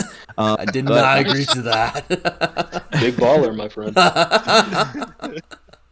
So just going back to what I'm trying to say here is everybody has their own style, and it's all really what you really want to do. What is your end goal? What is your man, I forgot what it's called. The point is, what is your end goal with all of this? If you're looking to go into a competition and win, and you even explain it, actually, I think there's a part here where you're like, if all you're looking for is to win, just do this. There's a whole And- section in there about metagaming your judges. Oh, jeez. Yeah. The meta. Oh, here it is. If your main goal is entering an IPMS contest is to take home a plaque or medal, there's a simple formula that IPMS members figure out or have to explain to them soon after their first contest. So like it's all laid out for you guys, but it just really depends on what you're looking for. Everybody has their own taste, caveat, whatever you want to call it. That's the way it works. That's just the way it works. That's the way life is. Yep. And another thing I want to add is, if you're super competitive, when you win a best in show, you're gonna change your outlook. You're gonna be like, all right, I did it. Now I can go have fun. You know, you're gonna feel like you accomplished the thing you set out to accomplish, and then you can just, like, when I go out to SCGMC, I'm not like, oh, I want to win a prize. I go to see my friends. You know, I go to hang out. Yes. Exactly. Yes. It's all about chilling. Absolutely. Oh, that's the right idea about when you do into a competition.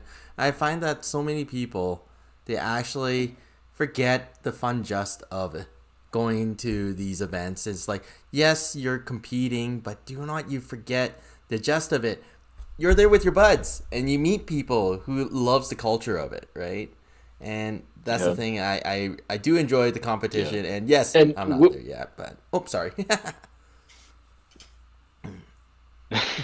When you think about it, it's not really an active competition either. It's not like you and another guy are arm wrestling, right? It's just we're bringing things to be evaluated.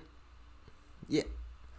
Yeah, by all means, you can show up, drop off a kit, go to work, come back, and the event's over. Yeah, absolutely. Some people do that, but I think that people who do that miss the point.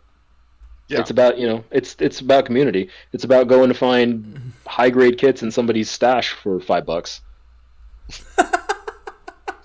Sounds like a deal to me, dude. But yeah, so anyway, guys, just so we don't take the whole show and the whole episode on IPMS, I really do want to emphasize that it is really extensive. I've said that word, I think, 10 million times this time around, but really go over there and read it. Check out his blog. It's always nice to get two sides of the story on anything and kind of just build your opinion around. That's what I think. That's one of the problems with the world. This is just my opinion. Is I think nowadays where a lot of people are just rely on one source of information. But once you become someone who can read from different sources and take information from everything to build your own opinion, that's when you can, because a lot of people can take the way that you are saying things, Keven, as very like, oh yeah, I know more than you about this, right? Yeah, well, I do. Well, it's like yes, no. It depends on what's your outlook. It depends on your point of view. So definitely go give it a read. Right. It's really worthwhile. So thank you for that. We're going to keep going on to your other kit, which is on slide 36. I see a leg. All right, let me catch up. I see a leg. All right, so yeah, I see a leg too. Yes. So that is it's a Gray's Ritter. Yes, it's the knight. I think it's actually Carda's because it has the horn. And that was actually, I have it. Oh, arm's reach. Still have that one. Ooh. Yeah, it is I wanted to do a study kind of doing the heavy metal style painting that you see on Warhammer stuff. And I wanted to see if I could do a low contrast camo scheme and then accentuate that with edge highlighting and chipping and just really heavy rust on the mechanical bits. So you can see I have like super heavy rust on the thruster right there, which doesn't make any sense. And I'd get docked for that in IPMS because that wouldn't rust. Yeah.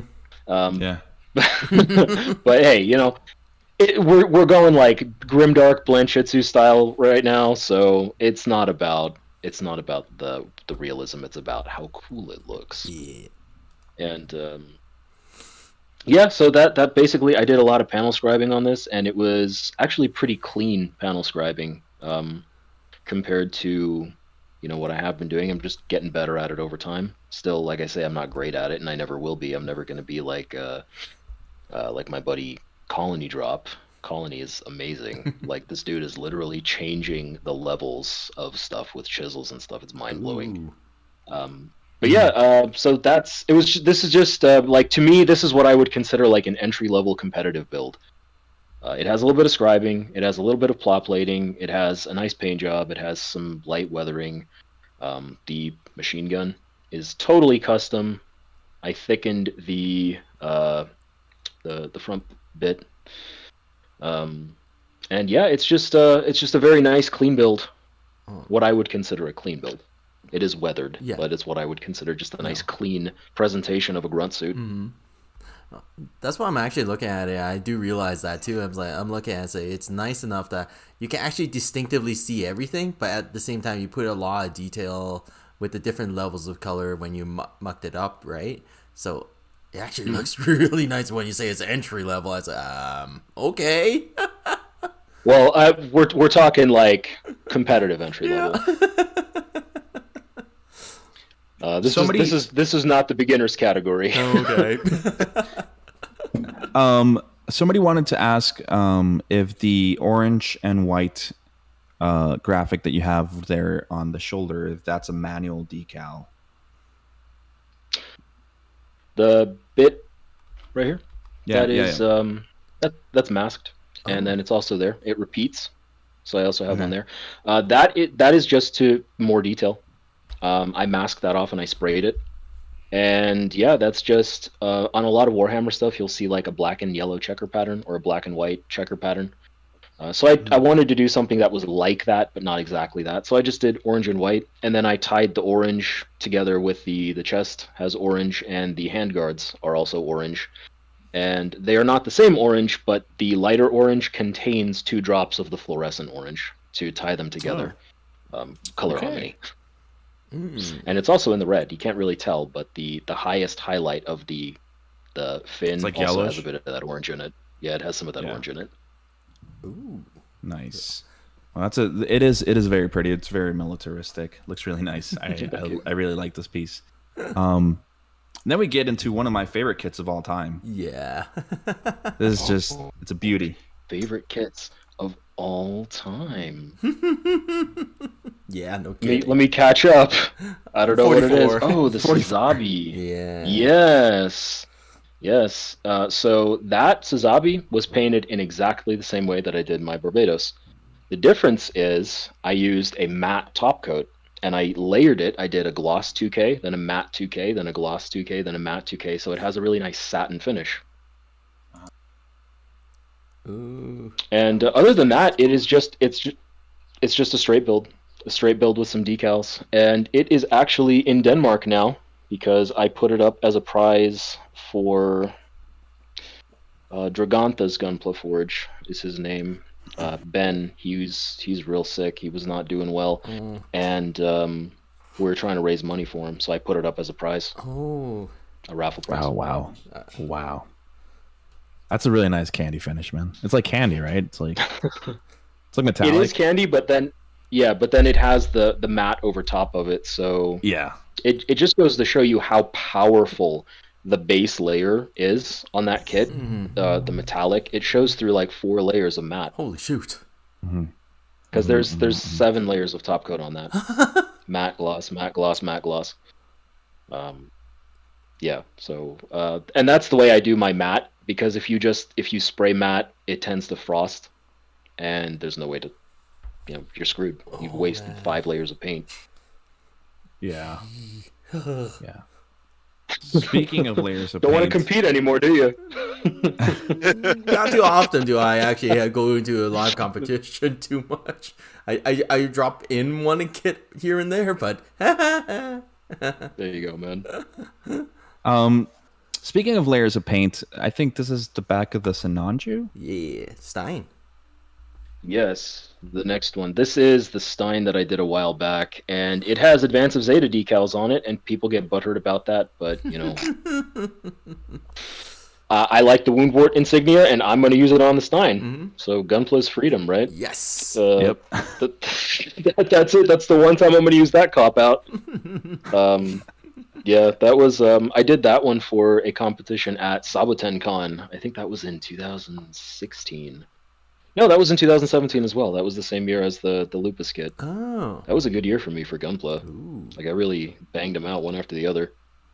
I did that one in about 30 days, and the weathering on that one I think came out really well.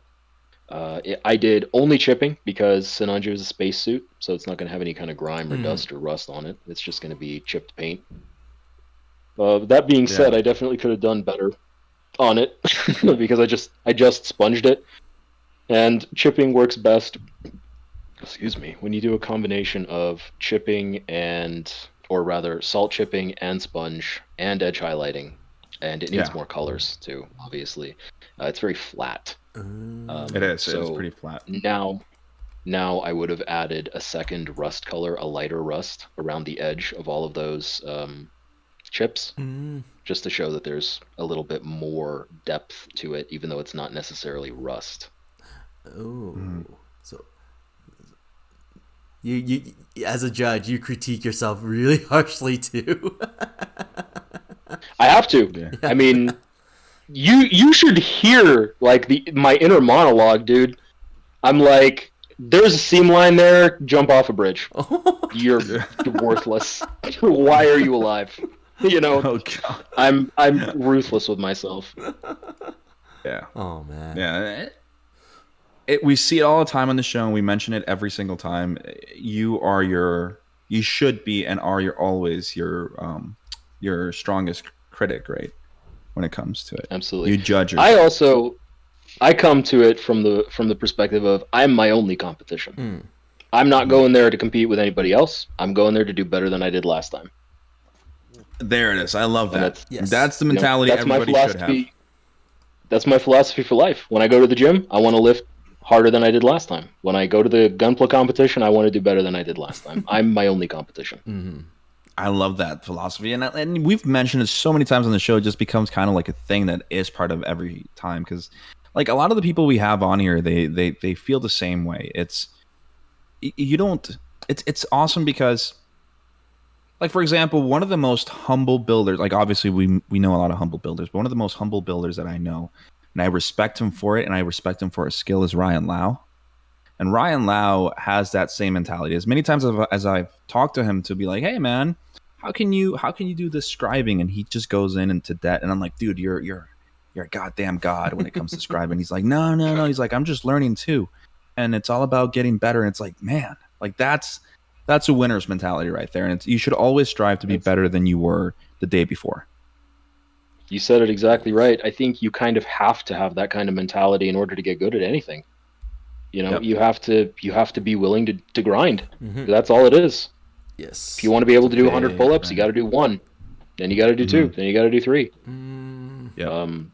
And you don't get there if your motivation is I want to beat other people. You know. Yeah, exactly. I think Sean mentioned this too. I think Sean, you won on a category on a competition, and then you said after that competition you felt very complacent about your skill. No, not complacent. It put this thought in my head that I was a better builder than I was, and when I entered the next year and actually put like serious effort into a build and didn't get any attention, it put a lot of bitterness in me, and it took a little while to get rid of that feeling. 100%, dude. And I mentioned this in my IPMS article too about sandbagging your own builds to win categories, soft categories. You get a little bit of an ego boost and you're like, yeah, first place, but first place in intermediate, first place in beginner. That's not for you. That's for somebody who just started, who needs a boost, who needs a win. You don't need a win. You already have wins. So it's just, it goes back to that, don't be thirsty. Like, it'll come. Yes. When you're good, it'll come.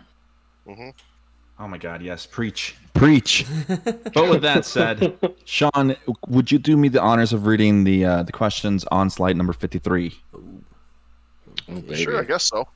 I like your voice, man, okay?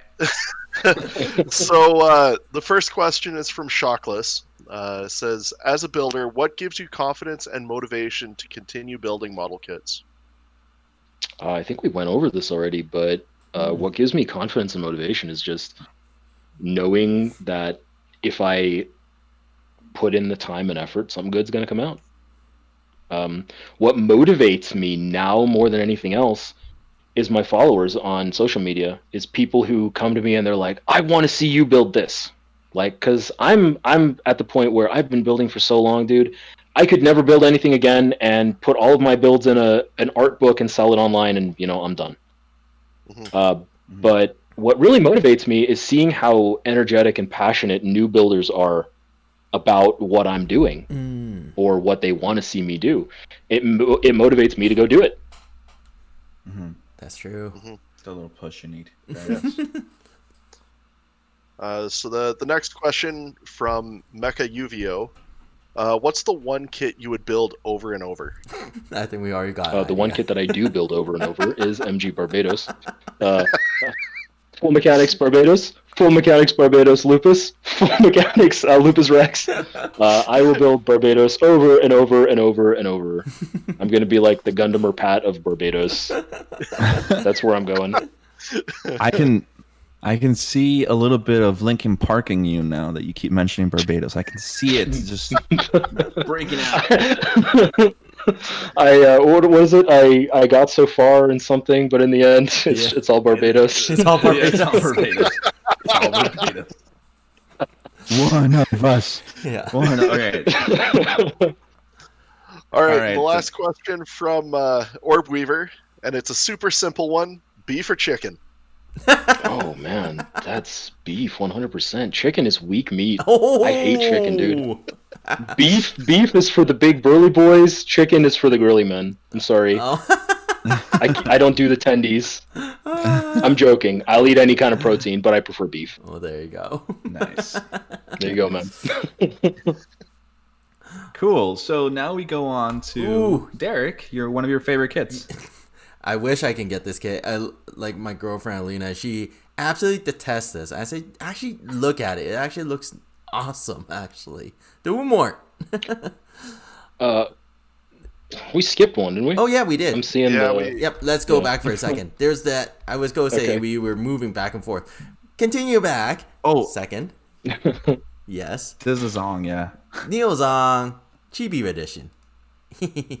Yeah. So the SD Neo Zeong. I did this kit bash it was a group build that was earlier this year. It was a buddy build off. You got paired up with somebody and you basically both did like a kit from the same universe. Oh. And my competitor, my teammate, was a guy called Gundam PS1. Cool guy. We made friends, made a new friend. He did a Banshee, I believe it was. It was either a Banshee or a unicorn, one of the unicorns, and it was super cool. Came out great. And I did the little Sinanju SD, and the inspiration for that was the guy who did my Barbados art, Lynx53. He did an SDX HG kit bash 1 year for SCGMC, and I was just like, I'm gonna build that, but it's gonna be white. That was that. That was one of those. There's really not all that much to say about that one. It's just a little build I did.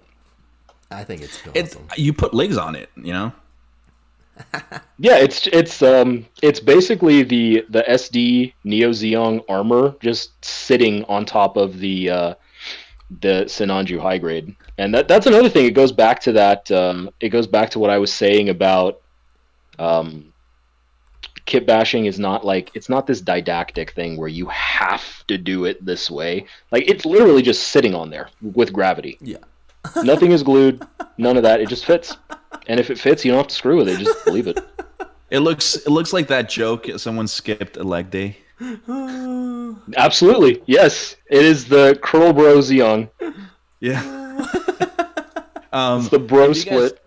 If you guys haven't built, I haven't built the SD Neo Zong. My wife has, and she loves it to death. It's such a cool kit for such a small size. It's awesome. It's pretty big for its size. I'm so glad that really Derek, when we saw it for sale, Derek and Alina were there, and he was like, get it. And so my wife, who likes SD kits, she's like, all right, I'll get it. She ended up loving it. Oh, man. Yeah, very nice. So cool. Right on. Yeah, it's definitely All a right. good kit for the money. You get a ton of stuff with it, so you'll have a bunch of kit bash parts left over too. Well, the thing is, you get a Sinanju out of it. My wife had already bought Yep. an old Sinanju, and then she got another. So now she has 3 Sinanjus, and then the fucking Neo's on. So it's like, oh my god. There you go, man. Granted, she Excellent loves the choice. Sinanju. She loves. I think you guys would get along because she's very into the whole bad guy suits. You know. Hey, who There you says go. bad? I am a bad guy, so yeah. Oh, ouch. The bad guy suits. But now we can excuse me. Now we can actually get to the wound word. Yes. Now we can get to what matters. Oh. No. No. So first off, I want to take a moment and be very clear to Alina. If you don't like the wound word, I don't like you. You're canceled. You're Sorry. canceled. That's it. The cancel culture. You're done. Wound ward #1 suit. But yeah, I did that one for AOZ April, another group build started by my good friend Nickel Models. And that was just everybody doing Advanced Zeta kit. You can see the pattern emerging that a lot of times when I build something, it's not like, oh, great idea, I'm gonna go do that. It's somebody else made a prompt, and I was like, yeah, why not? Oh, man. Dude. I get weirded out by this kit. I mean, I'm starting to see it a lot more, especially with our guest Terry, who drew it and everything. The thing is, you start seeing this kit a lot more. Maybe it's that psychological phenomenon where like you think you're seeing it more, but it's always been there, but now you notice it. Yep. But Well, the I mean, thing it's is- a lot more common now because there's actually a kit. Yeah, and it's really weird looking, but it's really cool. I don't know how to say it. It's like, I think it's the legs. I don't know what it is, but I think it's the legs. Well, I love it What? for that. It's so alien. Like, it is a mobile suit made to work in outer space, and you can tell that it's meant to be a mobile armor. It just has a humanoid form because Gundam has humanoid mechs in it. But I love all configurations of the wound ward. Every single one of them is great. My favorite one is called Queenly. If you haven't seen it, look that one up. It's really, really cool. I can see Derek over there just perking up, being like, yes. He's like, oh, yeah. Derek. And Sean, the lore gods, can you please tell us a little bit about the wound word? Don't look at me. I know nothing about Advance of Zeta. The Woundward series was actually developed prior to basically with Titan, and if I'm not mistaken, it was actually not legitimately a Gundam because it didn't have a Gundam head. It was actually made with spare component parts from the original Gundams themselves, just like the ground types, which they were producing and figuring out. And did you know fact, the Gundam Mark II was actually so expensive, it could have cost a whole white base just to manufacture and maintain. So, Wow. And the Mark II is kind of a hunk of junk. yeah. But again, Lore-wise, this is one thing that I can actually talk about. Every single one of the Advance of Zeta suits was piloted off of a single ship called As-1, which if you've seen Zeta, you might remember that when it got blown up at the end. Yes. So all of them were lost. Literally all of them. It's heartbreaking. It is. Truly. But I see one right here on my screen. I went back in time and I saved it with my Fenix Psycho frame.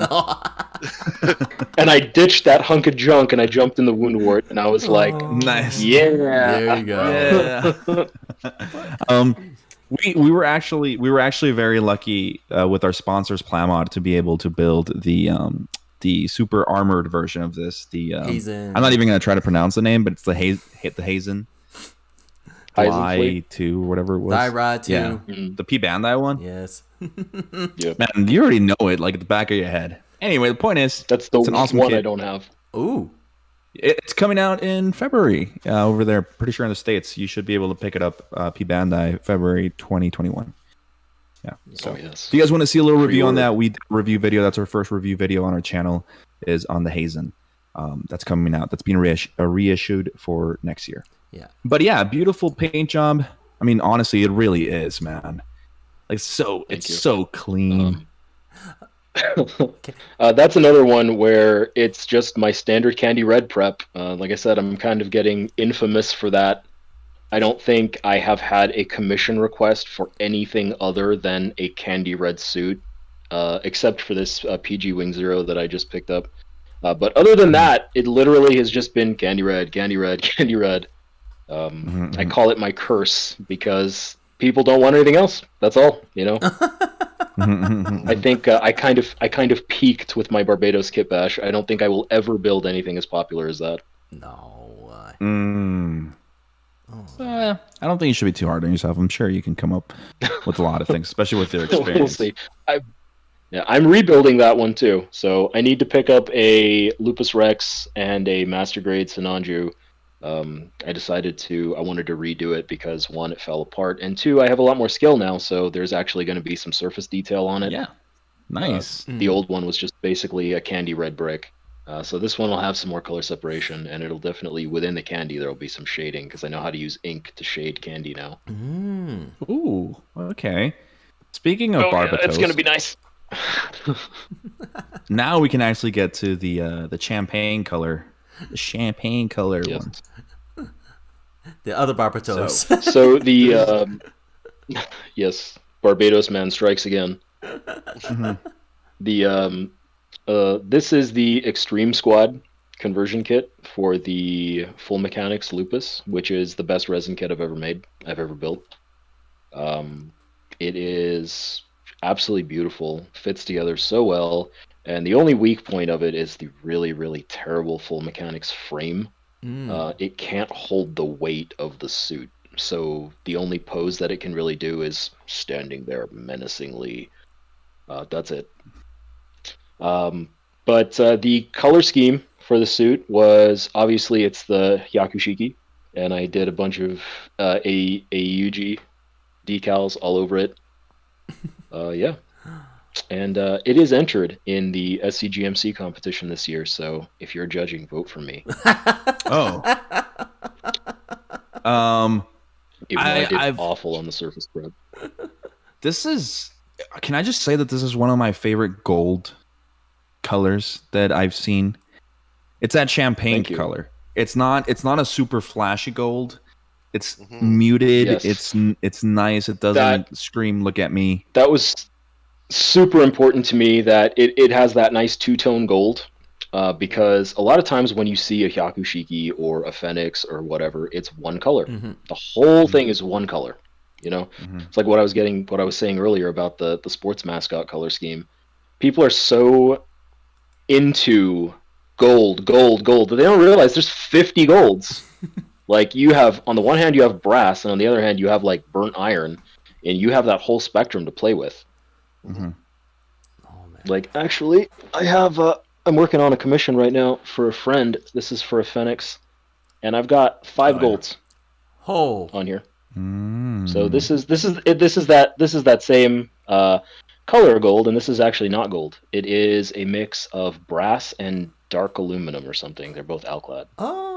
So different paint brand, but I matched it perfectly. Damn. Like down to the I used an app to check it. And yeah, so you can see even on here the brighter yellow gold. This is a different gold that has clear yellow sprayed over it. And on the second shield, there's contrast. It's not exactly the same yellow. Yeah, there's a difference. I can see it. Yeah. Pull it back a little bit so you can see it. Yeah, so, and what I'm going to do is I'm going to tile it, because on the main body, the whole thing is like a gold brick, right? So I'm going to I have 5 different golds, and I'm going to do each individual piece a different, so there's going to be like a ribbon of each gold running through the suit. Oh, cool. Wow. Can't wait to see that, man. Yeah, it's going to be nice. It sounds like I'm excited for that one. I think, Sean, do you like the Hyakushiki? I'm pretty sure you do, right? I'm a fan of the Hyakushiki. I'm one of the few apologists for the HG Hyakushiki Revive, actually. So You know what? I liked kit bashing that one. I liked it as kit bash food because I like the Delta Gundam's legs a lot. I just don't like its core, unless it has the trash, awesome Nagano core. Yeah. Oh man. I'm a fan. The gold is a problem, but that's why I just bathed it in Nuln Oil, and it looks a lot better because it subdued it. Made it come down. Yeah. Yeah.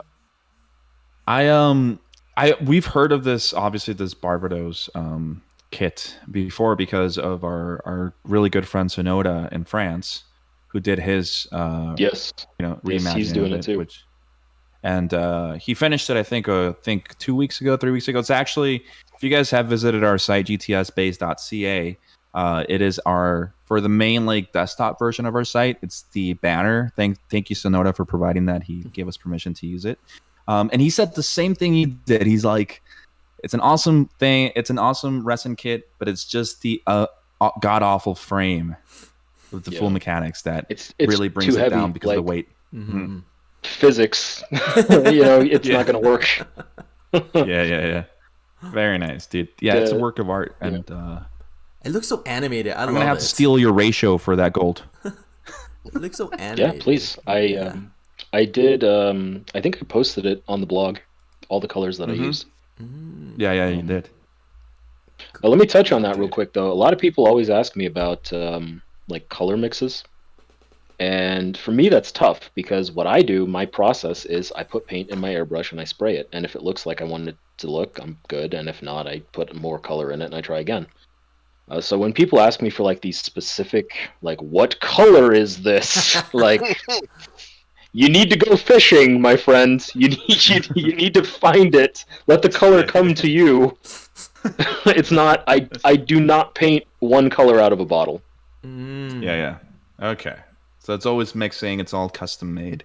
Everybody who paints knows that once you custom make a color, you're not getting that back unless you have the ratio down before you even do anything else. It's gone. It's missing forever. Don't scare me like that. Yeah.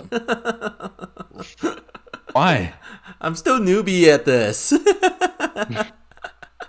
Look, I've only painted one kit in my life. And I love that red that I used, and I only have a little bit of it left, and I forgot how I made it, so it just had that little bit of red to remind me of that color I mixed. So remind you of better days. I have to start logging. Yes. I have to start logging all my paints. Yeah. I don't know. I'm easy. I go to Walmart, look at the spray cans. I'm like, that one. That one, yes. Oh. Yes. You know what? You can improve your painting if you go to the art store and you get graffiti cans instead. Ooh. They're like $1 more. It's true. I'll give you that one for free right now because I have changed lives with this. My friend's like, I can't find teal spray paint. I'm like, come here, we're going to Dick Blick. I mean, that being said, I got a nice one from Krylon when I did my E-Freet. Like that teal I found was pretty good.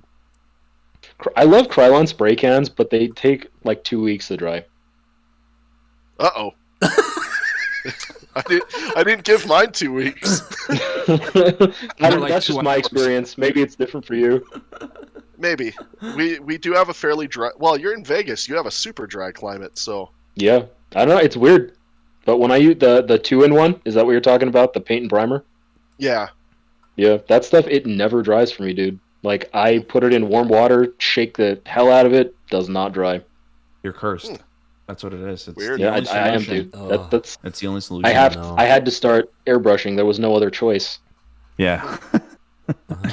Well, with that said, that's a beautiful kit. We're going to go on to this one that just stands by itself with a little glowing beam saber. That's cute. I like it. I put that one in just to have a little something fun to talk about. That's Hoi Hoi San. I think it's a Kotobukiya kit. And that is, I think it was like 12 pieces or something like that. It's not a lot of parts. Really? So I painted that up in Advance of Zeta colors again, and I put Advance of Zeta decals on it. It's blue and white, so it's close. It was cute, and that put the beam saber with it. So, it's important to have fun every once in a while. That was something that I did in like an afternoon. Cool. A little menacing. What is your favorite Gundam series?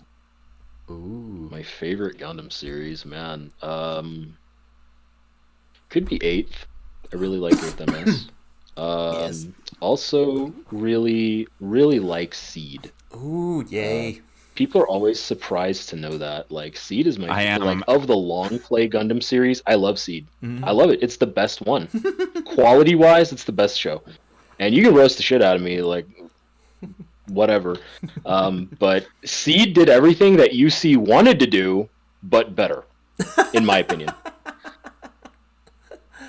I feel tensions are rising in this. Actually, you know what? Honestly, I'm thinking it's high time I give Seed a chance because You should, I've only watched the first few episodes, and that was my exact feeling. Is it's like they're rehashing UC, and I don't know if I feel they're doing it right. But hearing you describe it as a rehash of UC but better, maybe I'll give it a shot. I loved that show, dude. So good. So entertaining. I'm not going to sit here and be like, it was the best story ever written. It's a cartoon for kids. But it was entertaining. It was fun throughout. And I like the attitudes of the characters. Mm-hmm. I like that Kira is not like this, oh, I'm afraid of everything. Oh no, I'm a war orphan. Crap like that. He's just like, I'm going to kill everybody. And then at the end, he's like, no, I'm not going to kill anybody ever again. But they keep making him kill people. They're like, no, dude, you're too good. You got to come back and kill more people. And he's like, ugh.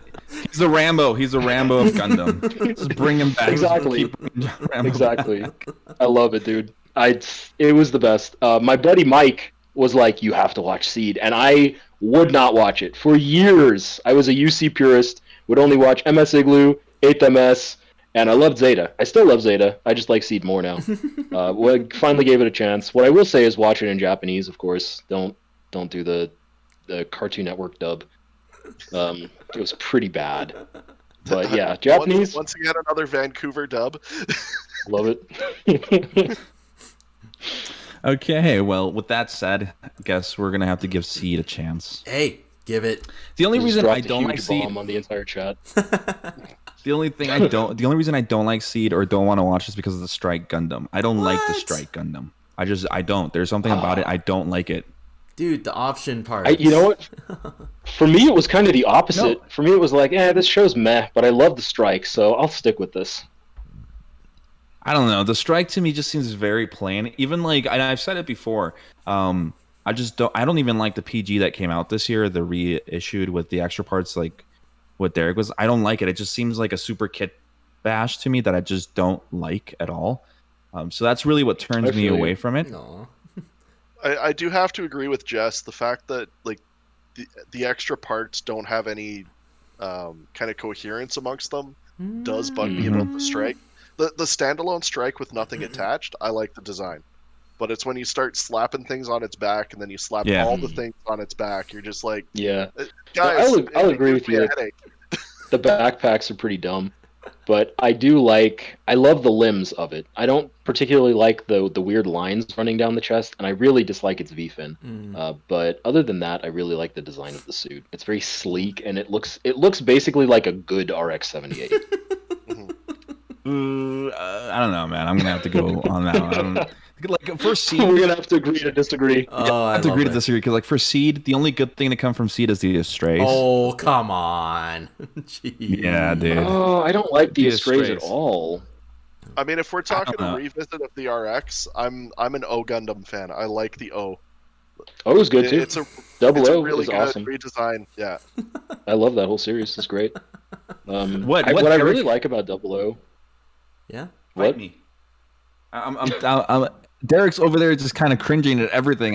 Fight me, dude. Fight me, bro. What's up? No. Okay, if you like the Stray, you gotta like the Strike because the Strike actually started it. The Stray series was born out of it. And by all means, I gotta love the fact that it came with all the option kits because the idea, it fits for everybody.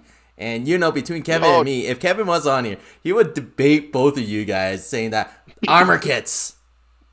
Gotcha. Derek got lore diarrhea again. Oh. Yeah, lore, he's just like he's using his lore against me now. The thing about one suit that I do like from Seed is the Force Impulse. I hate the Force Impulse. It's so stupid looking. We're gonna have to agree to disagree. All right, guys. Thanks for watching. We're gonna have to agree. See you later. Meet me at the back. Knives only. the one thing out of Steed I really like is the redesigns of like the Zaku's and all that. Those just look sharp. Dope. I love the Gins and the Seagoos. Yes. The totally not Gelgoogs, they're great. I love those. And Providence. Providence is my main man. Totally not the Calgoogs. Oh man. All right, well, let's talk about a suit that we can agree that we actually like is the Sananji suit, which when I asked, so quick story that I'm just going to share. When I talk to the guests to bring them on, I always ask them to obviously put their pictures in a folder. And then I always ask them to choose what pictures they would like to see in the promo. And then I'll choose the best one that fits to our format. And I quote, Keven said, well, choose the Barbatos or the Sananju. It's the only ones that people know me for or something like that. And I'm like, man, you have so many other cool things. But this is such a cool paint job. The truth. It's the truth. This was another Splash Paints paint job. They sent me these their entire range of chameleon colors to try out. This was I believe it's called Blue Chameleon. It's blue, violet, and green. So you can't even really see it very well in the pictures, but it shifts. It goes from blue to green to violet. And in the sunlight, it ends up just looking like a gem, which totally beautiful. That one won me. It won me Best in Show at a local competition just recently. Wow! So obviously, very, very happy with that one. And yeah, I love the Sananju. I'll probably end up doing 5 more real grade Sananjus with the other chameleon colors eventually. So yeah, send me money so I can buy Sananjus if you're watching this. Yes, because I'm not spending any more money on kits. Let me tell you, I blew through my budget. Oh, nice. Man. That is really cool. It is a very nice color. One of our viewers. Speaking of the viewers, you guys want to do the raffle now? Do you want to do it right now? We could. These guys, these are the guys that stuck around for this long, so might as well do it now. All right. Okay. I'll roll it. 1 second. Let's get here. Let's see if I get that down. There we go. Okay. Bear with me. I'm going to interact. You guys have like 5 seconds before I hit the button here. Interact now. Let's see. All right, I'll get the YouTube comments right now. Hopefully Alina set this up right. If not, I'm making a joke out of myself. Oops. Oh, Alina did. If you win, you're gonna have to message me on Instagram. Yeah. She did? Let's see. It works? No, she just. Oops, this video has comments disabled. This means that I can't get comments from this video. What? Give me a second. I was worried that it wouldn't pull from the chat. Nah. It's probably not going to pull from the chat. We got to pull from the chat, actually, not from the comments. All right, guys. False alarm. We'll figure it out right now. We'll keep going. You can just, while we're doing that, there's a question here that says, did you black primer base the Sananju? The one we're talking about right now? Yes. Did I black base it? I think so. I used a gloss black. I used Alclad gloss black. Gassed myself with that stuff. Yeah. Because it blows back in your face really bad. I don't know why it does that, but I used that. I don't remember if what was under that was black, but it definitely is a gloss black base. Yes, with that specific range of chameleon colors, it needs a gloss black base, and it needs to be flawless. Like, let me tell you, I had to start over and over and over and over and 4 or 5 times again on a couple of parts because a piece of dust or hair or whatever, and it was just ruined. Okay. Well, you heard it here. You got to use it, and it has to be perfected to get that beautiful shine on it. Speaking of perfection, we have this the shield with the weathering. Well, what's up with this one? Yes, so this is another commission that I'm working on. This is for a local store, and that is a mega size 78. Actually, I have the torso sitting right here. I'm doing this also in the same real type colors that I did my RG in. And as you can see, I'm just slowly literally chipping away at it to give it more dimension. The backpack is already done. The backpack has that same nice orange that I layered up to give it that glow effect. Mhm. And yeah, it's going slowly. It's gonna go slowerly now because I'm working on 2 other commissions. But All hopefully, right. I'll finish that by the end of the year. Okay. All right. Man, I can see that. looking at that shield, I'd just love to have that as like something bigger and on my wall because it looks so good. Thank you. Yeah. You can It looks commission me. really good. I can make it for you. I'm, Like I I'm too can. broke. I'm too broke right now, but maybe someday. Part of my business that I was doing for a while was making cosplay props. So I've definitely made a few RX-78 shields human size. Cool. Ooh. I mean, props. I think Sean's roommate does props. That's why there's a beheaded person in the background. If you guys can see her. Oh yeah, yeah. Alana's still in the background. Yeah. It's that head floating there. We can't. I honestly, I just want to see you finish all this stuff. I know it takes time and never to rush things, but your candy paints. With the backpack. This is the backpack of course, of the mega size, right? Yes, yes. And what I'm really proud of on that is the thrusters. I stared at F-15 exhausts for like 2 hours to do that damn. layering, to find that layering color, and it is it's actually, there's purple in it. I don't know if you can see it in the picture, if it reads, but it's purple ink glazed, and it's like 15 layers of ink thinned out with actually I have it here. Golden, high flow medium, basically clear acrylic medium, and yeah, just it's like 80% this, 2 drops of ink, and it's just layer after layer after layer of that to give it that nice ring of color. Ooh, okay. Dang. That's I don't know. There's a lot of things to do. Whenever I hear people talk about what they do to get to their finished product, it's like it's a little daunting, right? It's like, man, there's so many ways and so many things to learn. So little time. And don't feel like that's just you either. That's me too. That's me before I do it. I feel the same way. Yeah. You know what I feel? That Twilight Zone episode where the guy gets stuck for eternity in a library and he falls down, he trips and he breaks his glasses. And he's like, but there was time.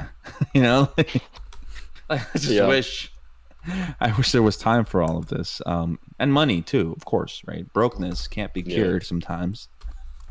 Amen. Well, that's another thing, like commissions, man. The stuff people expect you to do for $50. Like, oh my god. I've heard the stories.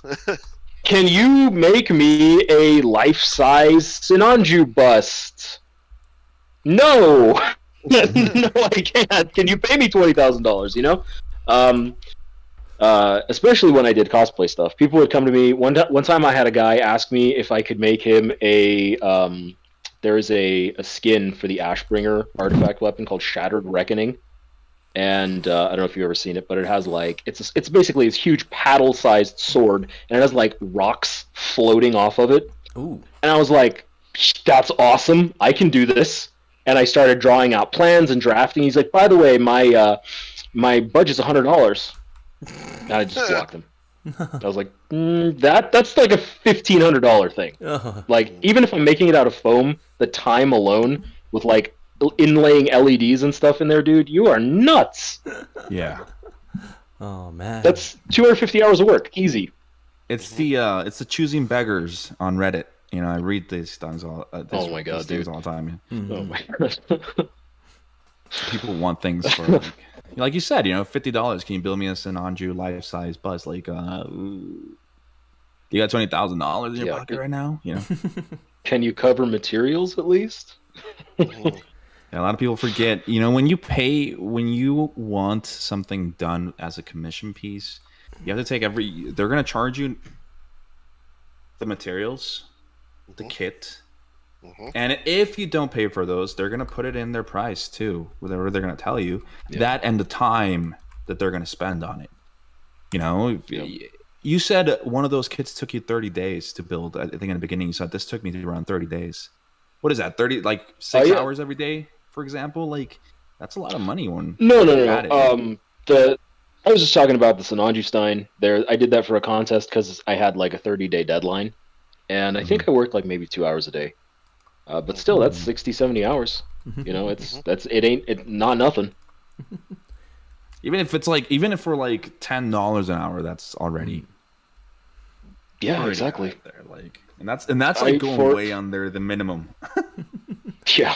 Okay. For a master grade commission, the most I've ever gotten out of somebody was $300. Oh. And that was for something candy painted the way that I did my Barbados kit bash. And it wasn't worth it. It wasn't worth my time. You know, like I could go out to a car body shop and undercut like a repair on a car paint, like somebody had a fender scratch or something. I could make more money doing that than I could painting this guy a Gundam. Ooh. Yeah. Damn. So, what's up, Derek? If you're watching this, you're a beginner and you want to do commissions, don't. I think I got it now. I think I got it. Yeah, I got it. I think I got it. Cool. Okay. Sweet. All right, guys. So give me 2 seconds. Raffle time. Raffle. Yay. I just need to change this. Change my overlay. Bear with me 1 second. All right, guys. We're bearing with him. Oh, okay. Well, I'm trying my best to try to do this actually, but let's see if this works. Because if I did, It's like he's hacking into the system. He's gonna say, "I'm in." I'm in. No, I'm in. there's a bad joke somewhere. I'm not gonna say it yet. I'm not gonna say it just yet. All right, let's see if this works. Interact. If it loads, come on, load for me. Oh, okay, it load. I'm just gonna quickly add the list. Okay. Come on. One of you guys gonna have to send me a DM with whoever won. Oh yeah. It's okay. It's on the screen right now, so everybody can see who won, and we'll just screen cap it and send it over. Yeah. For sure. So let's see, save name list. You guys are winning a poster as well, by the way. I'm really going out here. Dude. Nice. That's Thank so you cool. so much, guys. You guys give a shout out to this guy. He's he's giving these things out. It's for the community and stuff, and they're awesome quality. Like I've been looking at his stuff And all if you day, and don't win, I have a store. You can buy one. Okay. exactly, yeah. So I just like want you you guys- guys to know the posters are $20 on the store, but shipping is included, and shipping them costs like $9.99. So I'm not making a lot. Oh. no, It's pretty much at cost. yeah. All right. Don't worry, Derek. We're all just watching you. All eyes are I on know. you. It's okay. There's You no are pressure. So funny.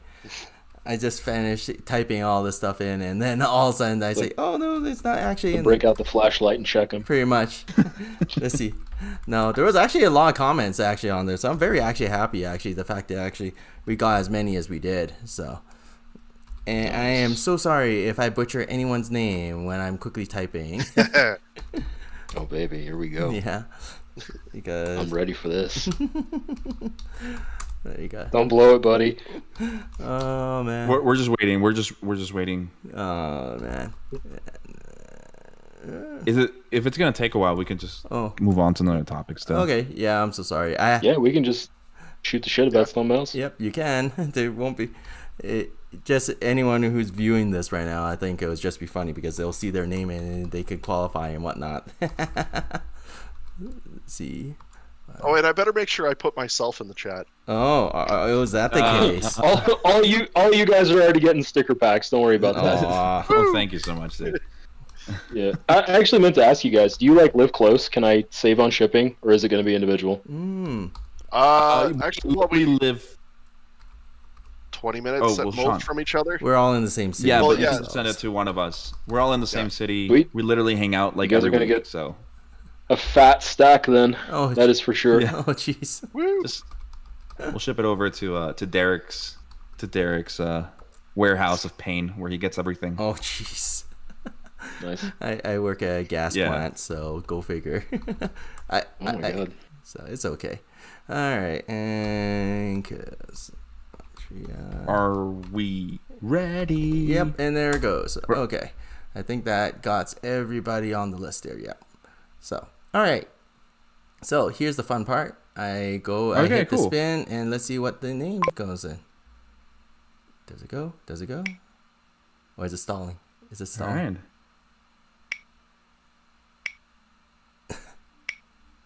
It works, right? It's You working. didn't just type everything in. No, All right. I was about to going. say. it took a while to man. spin. I was so scared. All right. So who's the first winner? The first winner, Congo Shield. There's the first guy. Congratulations. Nice. All right. Hangul Shield. He literally just typed in the chat. I bought that poster today. All right. I will send you something extra special. I will send you an entire pack of Advances Zeta stickers instead. There you go. There you go. There you go. There you go, Hangul Shield. It'll be worth it. All right, let's go for the second guy. All right. So he's off. So let's go spin again. This is actually pretty cool. I never ever actually decided This this. is awesome. We're just gonna do a whole show where we're just spending people's name around. Hey. You get to pay my mortgage this month. Jetto Hobby. Wait, Yeah. what? Never mind. Hey. Ooh, Jetto, congrats, man. Hey. Get some new stickers for your Congratulations, my videos. Jetto Hobby has some. He has a YouTube channel. You guys should check it out. He has beautiful quality on there. You're gonna get some stickers that you can put on there so people can see. There you go, man. All right. Excellent. So let's keep on going. 3 more. Oh, Master Grade Jess one. What? Oh. Notice. Definitely not fixed. Noticed. That's why I do it this way. Just a little bit of nepotism going on. Where, man? My name is Eric. Did you not know that? Totally. Totally. Oh. Ksatria Ghost. And I'm so sorry I So butchered now it. we got 3 more winners to go. Alright. Ksatria. Yeah, Ksatria Ghost. Ksatria Ghost. And Very nice, man. There you go, Ksatria. All right. Jetto says, Yeah. all right, I'll make sure people see your stickers. Man, this guy's an uppercomer. If you guys haven't checked out his channel, we have John. We'll do. I'll sub to you as soon as I get a message from you on Instagram, so I know where to go. Yeah. Hey. Yeah. Oh. Yeah, guys, if you're winning, message him. Obviously, we're going to send him a screenshot of everybody who won so you can cross-reference so he doesn't get people seeing like, oh, I won. So message him on That's definitely Instagram. happened before. Oh. Yeah, so just hit him up. We'll definitely show you again the screenshots later so you can see. Oh. But yeah, message him so you guys can give him your address and he will send it out to Yeah. And next one, I got John Uviok. you.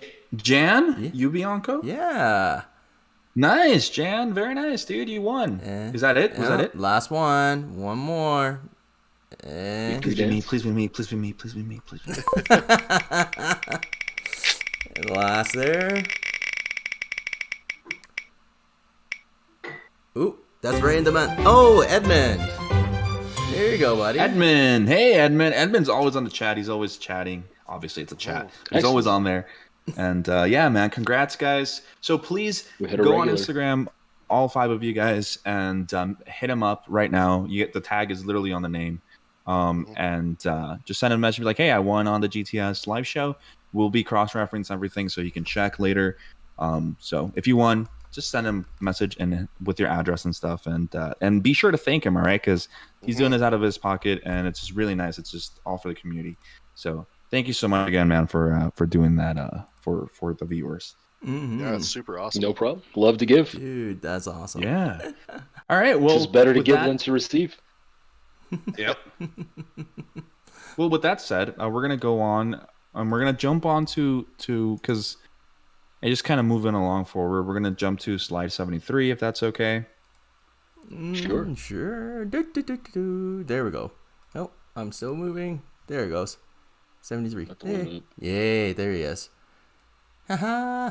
Nice. Right. So this is actually the most recent thing I finished, and I do believe that it's probably the nicest model that I've done so far. It is a kit bash of the Tallgeese 2 and Grimgird, Oh. and it's a follow-up to I did a kit bash of the Tallgeese and the Tallgeese 1 and the Grimgird. So, I wanted to keep things even, and another friend of mine, is pestering me to do the Toggies 3 version. So that'll Uh, materialize at some Understandable. point. And yeah, just Nice. was very happy with that one in general. Just everything kind of aligned and went right. I got a really nice gradient on all of the white on that model. That's my favorite white, which is again made by Splash Paints. It's their Mecha White, and I love that stuff because it's so thin that you can use one coat of it to shade, and then the second coat will fill. So if whether you want to do like a total clean build, like cake fondant finish, you just do 2 layers, or if you want to use it to shade, that's what I used on this this Warhammer guy that I did. There he is. This is also Mecha White. You can see that it's the same. It's really nice cold white. It's like titanium white. So you can really get a nice range of colors over top of it. Whatever you put over top of it will change the base color, but it will be magnified by the fact that it's just dead white. It's not like you're not putting rust over like a bone white. Yeah. Oh man. And it just, we're gonna go on to the word of the day. I think one of our viewers put it in there. Harmonize. It harmonizes so well. It just I think really... I try not to be egotistical, but like I said, that's the one thing that I'm really good at is like tying things together, synthesizing. Of all the builds I've done, like that's the one uniting factor that I can say they all really they go together and they look cohesive. Yeah. No, that and that's what I'm focused on. It's all about just making something beautiful at the end of the day. Yeah, that's a really good outlook on it. Very nice. Well, with that said, we also get to see a little bust of your mega Yes, size. the mega size. RX-782. Right? Yeah, that's just what I pulled out earlier. This guy right here. A little bit more progress now, but I don't have a lot of time to sit down and do that kind of painting right now. My family's needed my help a lot due to the whole COVID situation. But when I have time, that's basically, I come into this room, I sit down, and I try to bang out like 10 minutes of that. Then I go and put some paint on Jakey's Fenix, and then I'm also building this guy Kyle's Wing Zero custom. Ooh. And man, that is a project. That is going to take me the rest of the year. Yeah. It's going to be done in like maybe the end of January. He wants me to copy. I forget the builder's name. I think he's Korean. He was the GBWC winner. He did the diorama of like the Wing Zero rising over the 78. Oh yeah, where it's coming out. That one's sick. Yeah, it has all kind of like different shadings to it. And I told him it's a little bit outside your budget, but I found a way to simplify that. So it's going to be like that, just not as good. Yeah, don't say that. It's all price. Well, I mean, it's the truth. Yeah. If the budget had been $1,000, it would have been the same model. Yeah, I understand. That's and then we get to see the shields of this is the Banshee? Fenix. Fenix. Yeah, This is I the Fenix. pulled those out earlier as well. Those are just the Fenix that I'm working on. And that's yet another harmony. Every single color on that model has a little bit of clear yellow in it. The base gold has 1 drop. The yellow gold has 5 drops. The green has 2 drops. Yes. It's all in the yellow spectrum to tie it together. Yeah. Nice. Yeah. It looks so nice, dude. It looks so smooth. It's like, Thank you. Yeah. Just rub it a little bit. Yeah. And then... it's not finished either. It's not top coated. What? Oh, but what? Top coated with what? It's not top coated. When I top coat that, I'm going to top coat it with 2K gloss, and it's going to be glass finish. Oh. It's going to be reflective. Nice. All right, big things. So yeah, it's going to be big thing. It's going to be really nice. Pretty sick. And then we have a little backpack. Yes. That's it. Yes, that's just the Fenix's backpack. You can see there, I tied a little bit of complement color into the gray that I used as a contrast on the backpack. Yeah. Just contrasts really nice with all the yellow toned green. It's an analogous compliment. I don't remember exactly what I did, but it's kind of a little bit purple. Oh, So it has some red in it to contrast with the green and the yellow. All these little colors that you and, just add. And the bells, the thruster bells themselves are not done either. I'm gonna add more of a burn effect like I did on the big 78 as well. Yeah. But it's tiny, so I'm gonna have to do that all by hand. Yeah. Yeah. Yeah. Whatever the outcome, it's gonna look sick, man. Like you really are on another level, and it's nice to see that, like you said, like you have a nice philosophy on things, you have a nice grip on what you want to do, and at the end of the day, what is your conviction, what is your end goal, and it's thank you for being on the show, man. Like honestly, thank you for doing this with us. Thank you guys for having me. I've had a wonderful time. Yay. I've had a magical evening, as it were. It's been a lot of fun. well, see, It has. yeah. Yeah. And I don't know if you have any closing thoughts that you want to maybe share with the viewers, people who stayed here. I do have several, actually. I meant to do this at the beginning, but I want to give a shout out and a thank you to New Type HQ, who is my sponsor. I'm proud to be a member of Team New Type. I like their business a lot, and I can tell you that as a West Coast Gundam modeler, you cannot get your kits faster than from New Type. They're the way to go. So thank you guys very much. And I also want to give a shout out to all of my Plamo Labs friends. Plamo Labs is a Discord community for advanced modelers or people who want to get to advanced level.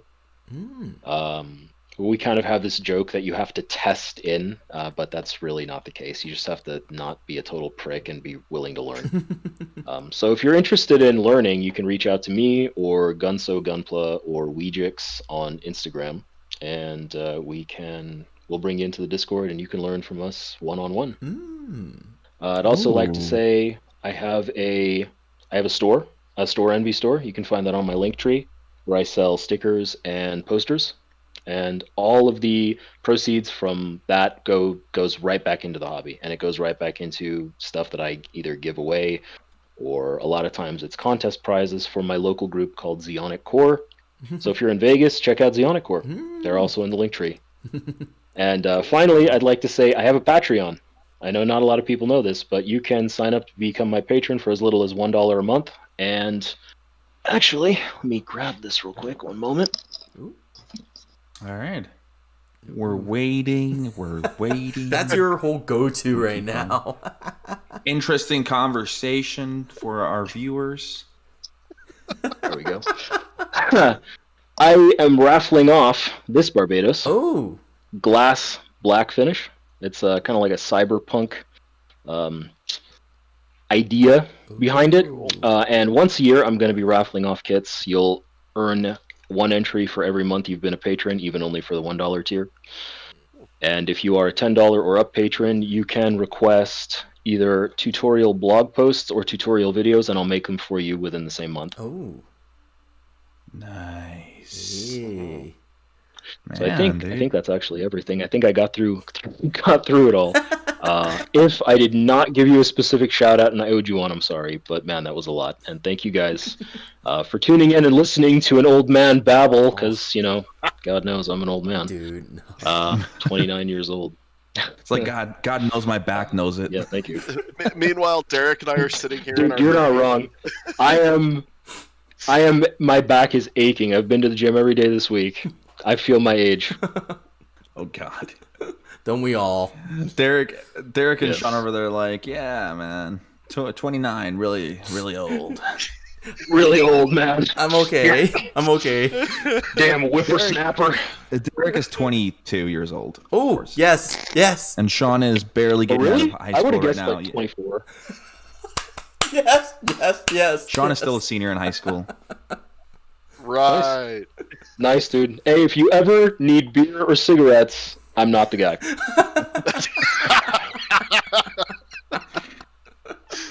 Our legal drinking age makes things easy. There you go, man. There you Canada. Yeah. Canada, we're sorry. Yeah, what's up with that? Not one of you guys has said A the whole time. I'm disappointed. A. A? A boot. And I'm from Chicago, and the many times that I spend with these guys, these guys, Derek, Sean, Kevin, Brian, Alina, and obviously my wife, they're my family. Like we're in Canada right now. My wife and I, we don't have our family here. We're alone, but we're not because we have them as our family, and we spend a lot of time together all the time. Like obviously, and just hearing them go a all the time, it's like no, America, No. But it's okay. It's okay. I don't know. Most of the It's time when it's coming from me, it's like, eh? Yeah. Yeah, he does that a lot. He's like, What kind of fake Canadian are you? Get out of here. I want the authentic experience. He does apologize for everything. Oh. It's true. I can vouch. Yes. Okay. He apologized for everything. Gotcha. He's like, oh, I'm sorry. Very But anyway, Very polite. with that said, thank you, dude, seriously, for being on the show. Thank you for your insight. You are very informative when it comes to everything in general. I know Sean and Derek must have had a great time. Oh, yeah, it I'm was not great. forcing them to say that as so. I'm okay Hurry up, with it if you Derek, are. read you. Derek, yeah, it was a lovely time, and Yes. we're really grateful too. The thing is, we're making friends too, so it's nice to know that we can reach out to you and talk to you. And normally, when our guests come Absolutely, on, anytime. they become a friend of the show, the brand, right? GTS, because GTS isn't Right. just me. Even though I've been here like from the beginning, it's not me. It's all of us. It's a community. That's what we are. Hashtag GTS fam. And speaking of which, if you guys haven't joined our Discord, I'll mention it one more time. Please go over and join us. It's always active. People are always talking.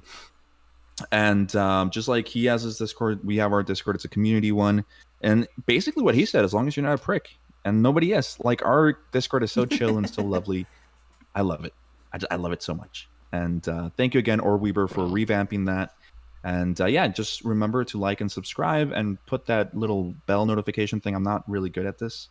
And follow Facebook, Instagram, MySpace, High Five, all those places. And yeah, that's Nexopia. yeah. Old school. Hey, don't forget Vampire Freaks. That's where this guy Oh is. wow. You can Me find and my us on, Trip NYC pants. you can find us on ChristianMingle.com. Oh no. Yeah. Why? Farmers and only coming soon. Stick around for a very special announcement regarding next week's show. After the show, we have a little something planned with the community. So stick around for that. Other than that, thank you so much for joining us. This has been GTS, and we will see you guys next week. See Take care, ya. guys. Absolutely. Peace out.